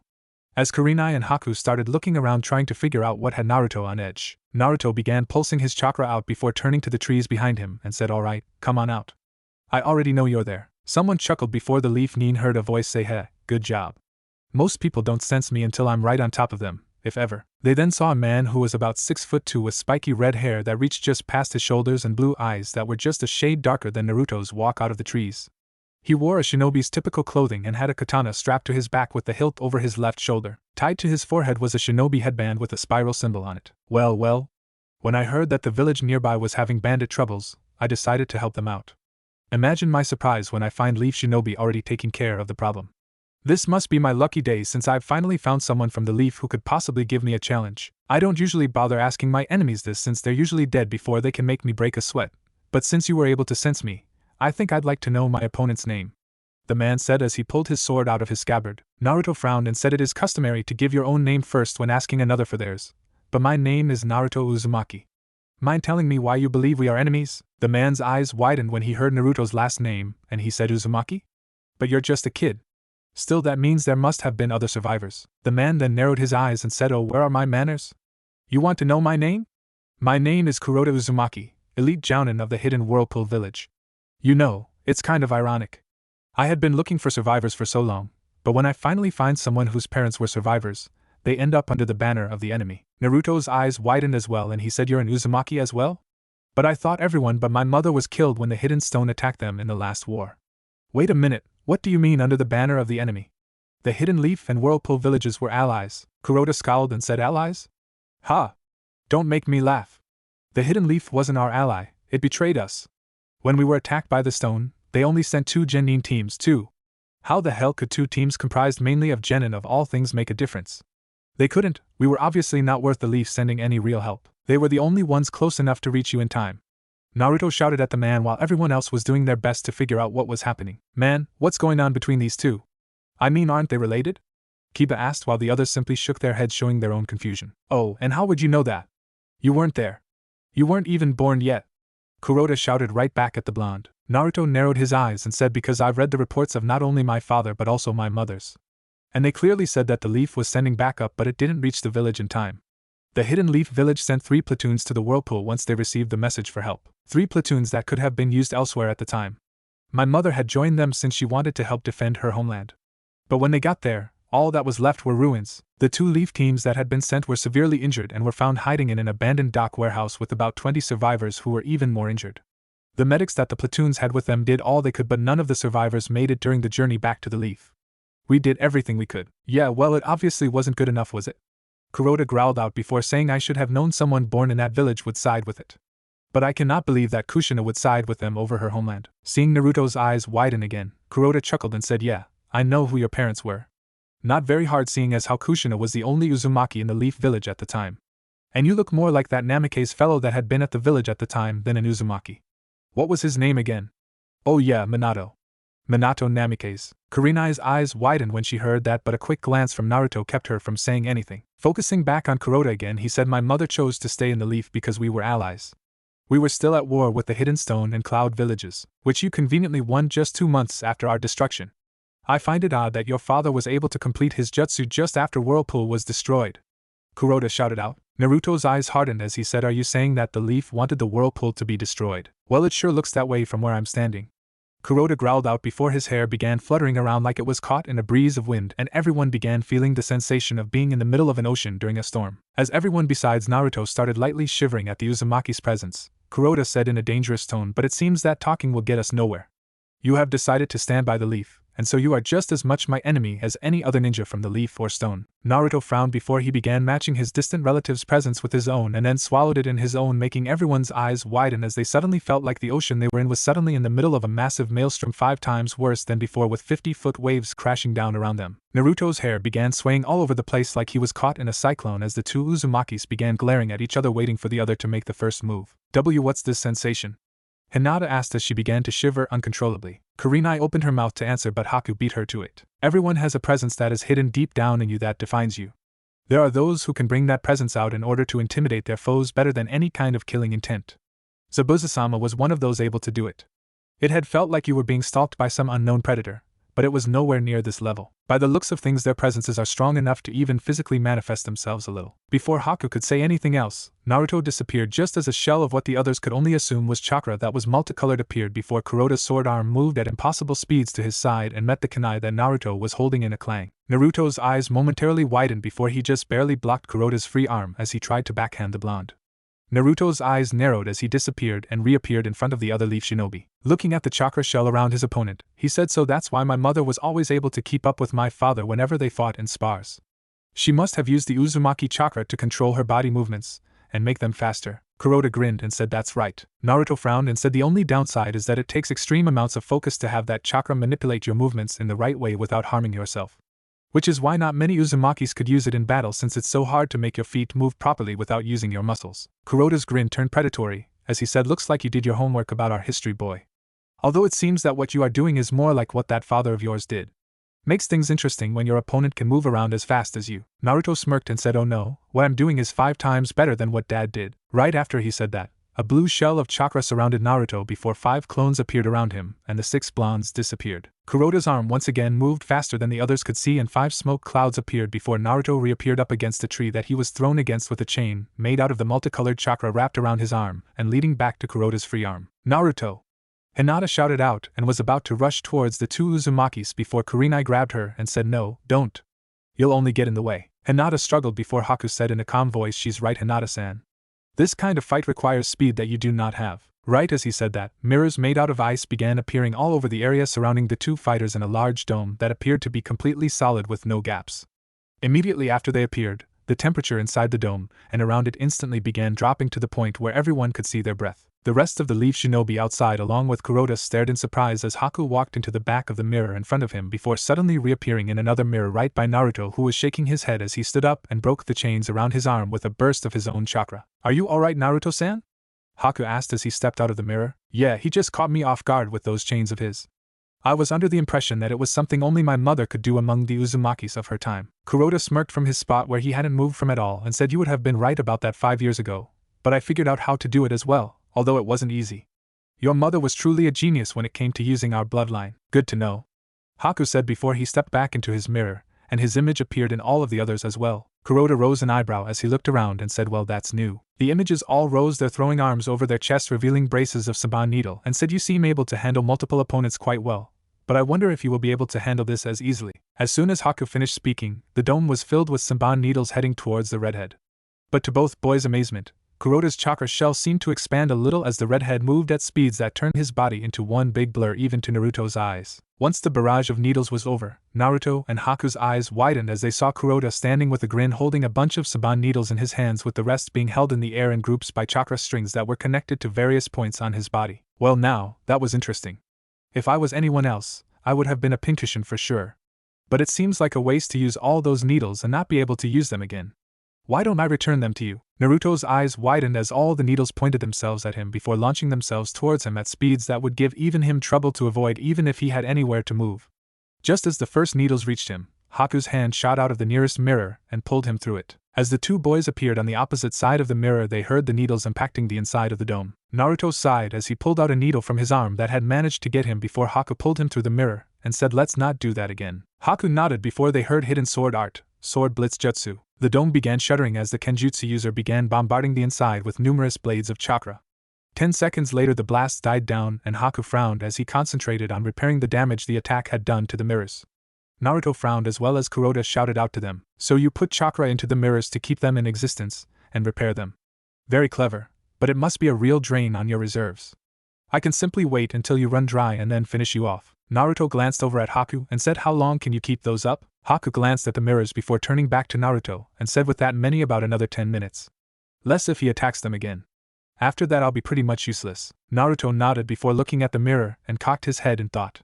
After a minute, his eyes lit up and he said, "You can manipulate those mirrors so that you can use the water in them for jutsu, right?" "Yes, but if I take any of the water out they will be weaker against his attacks and require more chakra to repair," Haku said, wondering where his partner was going with this. "What if we surrounded him in water and froze him in it?" Haku shook his head and said it could be done, but it would take too long to freeze him. By the time he was surrounded he could simply blast the water away with his chakra before I could lower the temperature enough to fully encase him. Naruto frowned before his eyes lit up again and said, "What if I added my wind-natured chakra into the mix? Would that speed things up? Or could we at least make the dome so cold that it freezes him to death?" Haku's eyes narrowed in thought before he nodded and said that could work. "We would only get one chance at this though." Naruto nodded and put his hand on the closest mirror and said, "Then we better make this count." Haku nodded again and placed his hand next to Naruto's. The two then closed their eyes in concentration as they began pumping elemental chakra into the dome. As Naruto pushed more wind-natured chakra into the dome, the temperature of the dome itself began dropping dangerously low. The boys only had the chakra running through their arms, moving the cold air away from them to keep them safe from frostbite. On the other side of the dome, Team 8 was shivering as the temperature near the dome kept dropping. "Man, it's freezing out here. What the hell are they doing in there?" Kiba asked as Akamaru jumped into his coat to stay warm. "They're not in the D-dome," Hinata said, stuttering more from the cold than from insecurities, and lifted the hood on her coat as she saw what was happening with her Byakugan. "And Naruto and Haku are on the other side of the dome, and are pushing some kind of chakra into it. It's making the temperature around us drop. I can already see frost completely covering the ground inside. It's not just inside. There's some on the ground around the outside as well," Shino said as he pointed at the ring of frost that was steadily growing towards the Leaf Shinobi. "Everyone back up. I don't know what those two are planning, but I don't want us caught in it," Kurenai said. The three Genin all nodded and all four began backing away from the dome. On the inside, Kuroda was trying to use his chakra to insulate his body but was still shivering as well. The entire ground around him was covered in frost, and the dome was nearly completely filled with a freezing mist. As the mist continued to fill the dome, Kuroda raised his sword into position and swung it while calling out hidden sword art, sword blitz jutsu. The blades of chakra launched themselves from his sword and slammed into the dome. But to his surprise, the dome repaired itself even faster than before. He then heard his distant relative's voice drift in from outside of the dome. "That's not going to work, Kuroda. It's not just Haku's chakra keeping those mirrors together anymore. Tell you what, If you promise to leave the land of fire and not attack any more Leaf Shinobi, we'll let you out. On the outside, Haku looked at Naruto in surprise and said, I know he is your relative Naruto-san, but is that wise? Naruto glanced over at him and said, he's family Haku. I have to try. Kuroda frowned before shouting out, you actually expect me to allow the Leaf to go unpunished for what they have done? You are either naive or a fool. Naruto sighed before saying, alright, I gave you a chance, but if that's how you want it then I guess we have no choice. Right after Naruto stopped speaking, the mist began closing in on Kuroda and began freezing on his body. As Kuroda began to try and break the ice off, the mirrors began rippling before water shot out and hit him from all angles, freezing over as soon as the water made contact with his body while the mirrors began shrinking. As the mirrors completely disappeared, everyone was able to see Kuroda again, who was standing in the middle of a gem-shaped pillar of ice. Hinata gasped as Kiba said, holy? Under his breath, unable to even finish his sentence as he stared at what had happened to the redhead. Naruto slowly walked towards the ice formation and stared into his relative's eyes before placing his hand on the ice. As Naruto gathered wind chakra into his hand, he said, I'm sorry. The ice and figure in it was instantly turned into powder as Naruto's wind-natured chakra tore through it, leaving no evidence that a human had ever been in that spot. Not even Kuroda's sword or headband survived. Hinata gasped again before all three genin turned their heads from the sight of the powder falling to the ground with their eyes closed. Kurenai turned her eyes away as Naruto closed his own in sadness. Haku stepped over to the blonde and put his hand on his partner's shoulder and asked, are you going to be alright? Naruto nodded before saying, let's head back to the village. Haku nodded and the two jumped into the trees with Team 8 following. That night, the Leaf Shinobi were sitting around a fire as Team 8 and Haku were eating their dinner while Naruto was staring into the fire with his plate of food remaining untouched. As Hinata glanced over at the blonde, Haku gave her a light nudge. When Hinata turned to the ice user, he gestured over to Naruto and said, why don't we go talk to him, Hinata-san? But I don't know what to say. Hinata said. Haku gave a gentle smile and said, so don't say anything.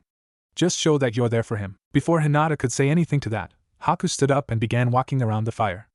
Hinata quickly stood up and followed as Haku sat down on one side and Hinata took Naruto's other side with a small blush. Kurenai gave a small smile while Kiba frowned.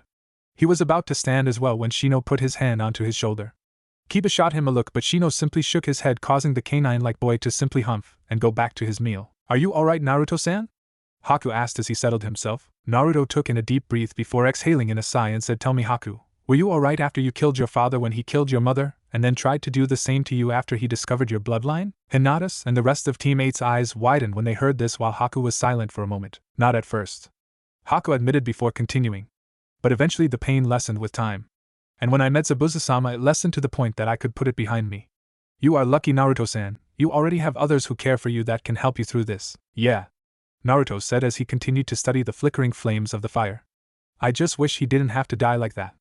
I've lived my entire life without my family. And then the hour that I finally met someone that I shared a blood relation with, I had to kill him for the sake of the village. The world of the shinobi can be a cruel place. But if you have your friends around you, you can survive it. Haku said. Naruto nodded and said yeah. Thanks Haku, you too Hinata, for being here. Haku smiled while Hinata simply nodded. Scene change, Hokage's office. Kurenai, Naruto, and Haku were standing in front of the Hokage as the two jounin finished giving their reports. After they were finished, Sarutobi leaned forward and said, so there was an Uzumaki survivor in the area. I must admit I had thought your mother was the only survivor, Naruto. It is unfortunate that this Kuroda figure felt the way he did about the leaf. We could have used his skills as well as his help in rebuilding your clan. How are you handling it? Naruto looked down for a moment before saying, as well as can be expected, sir. Having Haku around helped. Sarutobi nodded and said, that's good to hear. Very well, if there's nothing else, then you're dismissed. Naruto and Haku nodded, but as they were turning to leave the office, Kurenai said, actually sir, there is something I need to ask you. When Naruto and Kuroda were talking, he said he knew who Naruto's parents were.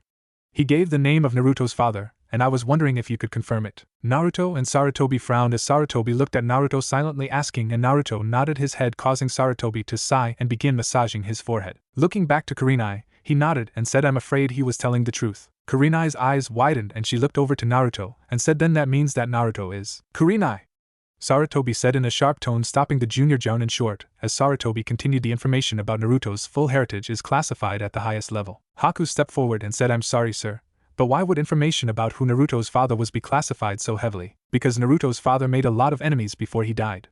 More so than his mother and anyone else who fought in the last war combined. If they were to receive word that he had a child that was alive, then they would stop at nothing to see Naruto dead. It could even start the Fourth Shinobi War. Haku's eyes widened as she glanced at Naruto, who shrugged and said, you've seen how effective my bloodline is against multiple opponents. My dad took full advantage of that as soon as he figured out a way to get over the tunnel vision that occurs when we use it. Although we don't think the stone or cloud would try anything if they did find out about me due to the fear of what I could do on the battlefield, we still don't want to take that chance. Sarutobi nodded before turning to Kurenai again and said, "Have your genin made the connection?" Kurenai shook her head and said, "Not that I'm aware of." "Should I go ahead and tell them?" Sarutobi shook his head and said, "No, there is no need for that. I will inform their parents to make sure they don't talk about it openly." Fortunately, Hayashi was one of his teammates, so he has always known, and Sim has known that they were at least related since their scents were so similar. I am sure that Shibi is aware of Naruto's heritage as well. They should be able to run damage control if their children come to them about this. I don't think I have to tell you how important it is that this information does not get out. Kurenai nodded and Sarutobi dismissed them. As Haku and Naruto exited the office, Haku turned to the blonde and said, "You are certainly full of surprises, Naruto-san." Naruto smirked and said, "Haku, you have no idea." Story start. Hidden Stone Village. 2 weeks before biannual Chunin exams, Inoki of the Twin Scales looked up from the report he just finished reading and said, "Is this report accurate?" His granddaughter nodded and said, "I just came back with my team from the town Lord Sachikage. It's accurate. There is a child of an Uzumaki survivor serving as a jounin for the Leaf Village. And as you can see, he looks like the Yondaime Hokage. Not only that, rumor around the village we were in says that he's able to disappear in one spot and reappear in another instantly." Inoki frowned in thought before he looked back down at the report, and said this could be very bad if the wrong people find out about it. We may even go to war if this Uzumaki is in fact a descendant of Namikaze, and it would be one hell of a scandal if this turns out to be some Yamanaka that was banished from his clan. Kuratsuchi frowned as she considered everything her grandfather said and the consequences they could bring. Looking her grandfather in the eye, she said, "Sir, permission to lead a genin team to the Leaf Village and conduct a fact-finding mission under the cover of my team taking the exams." Inoki studied his granddaughter for a minute before he looked back down at the report, which showed a whiskered blonde holding a kunai in a reverse grip with the kunai inside some rough-looking guy while another boy used a saban needle to block the sword of another bandit. "What do we have on this other boy?" Inoki asked, changing the topic. Kuratsuchi shrugged and said, "Not much. We know that he is capable of using Ice-style jutsu with an ease that suggests that he has a bloodline. We also know that he became Uzumaki's partner after he found him in the Land of Waves. I'm afraid that's it though." Inoki frowned again before he sighed and said, "This will require more than one team to be sent." Looking up, he said, "I'm sending 3 teams. You are to be in overall charge of all 3. Find out everything you possibly can about this Uzumaki kid. Secondary importance is his partner. I don't believe I have to tell you to take note of everything you can while you're in the village. I'll send you the team files tonight for you to choose which teams will be going." Kuratsuchi nodded and bowed before she walked out and closed the door behind her. Scene change. Hidden Leaf Village. Hokage's office. 1 week and 3 days until Chunin exams. "You needed to see us, sir?" Sarutobi looked up from the scroll he was reading at the sound of Haku's voice and gave a tired smile at the Jounin/Chunin team that was suddenly in front of him and said, "Yes, Haku, I did. I'm afraid that I have some bad news. Fortunately, I also have some unexpected good news for you as well, Naruto. Please, you two, have a seat." The 2 boys took a seat as Sarutobi pulled a file towards him and opened it as he said, 4 days ago, one of Jiraiya's multiple village information gathering agency, Viga, contacts sent us a message that he had given some intel to Stone Nin that we should really know about. Haku frowned and said, "Excuse me, Lord Hokage, for interrupting, but what is a multiple village information gathering agency?" "Well, to put it simply, it's a loose group of people who gather information about all of the villages and sells that information to whoever pays for their services." Haku frowned and said, "Why would a village allow something like that? Never mind, pay for it." "Because these people usually have the best intelligence, and they act as an equalizer. If one village has a piece of extremely important information that was sold to them by these people, you can always assume that the village it concerns will know about it sooner rather than later. The group prevents wars from breaking out by mainly telling their clients about coup attempts and alliances that are made. Now, as I was saying, one of the agents sold information to Stone that I think you two should know about. Primarily you, Naruto. Take a look at this picture and tell me if you recognize it." Sarutobi picked up a picture from the file and tossed it like a shuriken to Naruto, who caught it and looked at it while Haku leaned over and looked as well. The picture showed Naruto with a kunai in a reverse grip stabbed into the chest of a guy who could pass for a bouncer, while Haku was behind him with his back to the blonde as he held back a sword with one of his saban needles. Naruto frowned as he said, "This looks like it was taken during that mission we had last month to clear out that mafia group." Flashback. 1 month ago, border village between Land of Fire and Land of Vegetables. Their mission was simple. A mafia gang had set up shop in the town and had been receiving international taxes from anyone who was using the village to make the crossing over from one country to another. They were to go in, find the base, take all the gang members out of commission, and leave their unconscious bodies in the hands of the joint police force for some well-deserved one-on-one interrogation on other criminal groups in the area. There was just one slight hitch in the plan. The day Naruto and Haku had reached the village, the whole mafia gang had for some reason decided to have some fun at the police station, and a massive fight currently made walking around in that area of the village a hazard to a normal person's health. When they reached the police station, Naruto and Haku took 5 seconds to figure out what was going on and to run a quick IFF. After that, the fight turned into true organized chaos as Naruto slipped into the slipstream and began knocking people out by putting burns over the parts of the body that were the most sensitive to pain, or just chopping the back of their necks, while Haku made a bunch of ice Senbon needles and began putting everyone in range in death-like states as he began wading his way towards the police officers. The fight was pretty much over the minute the two leaf shinobi showed up. But as Haku blocked an overhead slash from a sword-wielding thug with a Senbon needle, Naruto saw one of his victims regain consciousness and narrow his eyes at Haku before he sprung up to his feet with the switchblade flicking open. Naruto's own eyes narrowed before he disappeared and reappeared with a kunai already in the man's chest. Should have stayed down. Naruto growled out as the man gurgled and fell to the floor. Naruto took his kunai out and called one of the policemen over. As the man rushed over to him and his victim, he said if you get him some first aid as soon as possible, he'll survive. The officer nodded and called over one of the rapid response officers who quickly got to work on the thug. Naruto turned around and looked back to where Haku had been and saw his opponent currently on the ground whimpering while he held one of his more fragile body parts while Haku stood over him. Naruto shook his head and thought, I keep forgetting how harsh Haku can be when he's not forced to kill someone. Haku sensed Naruto's gaze and turned around and gave a smile at Naruto, causing the Jounin to sweat drop at how sweet the smile looked. End flashback. Unfortunately, the agency took that picture and sold a copy of it, an information that was fortunately just rumored to Stone.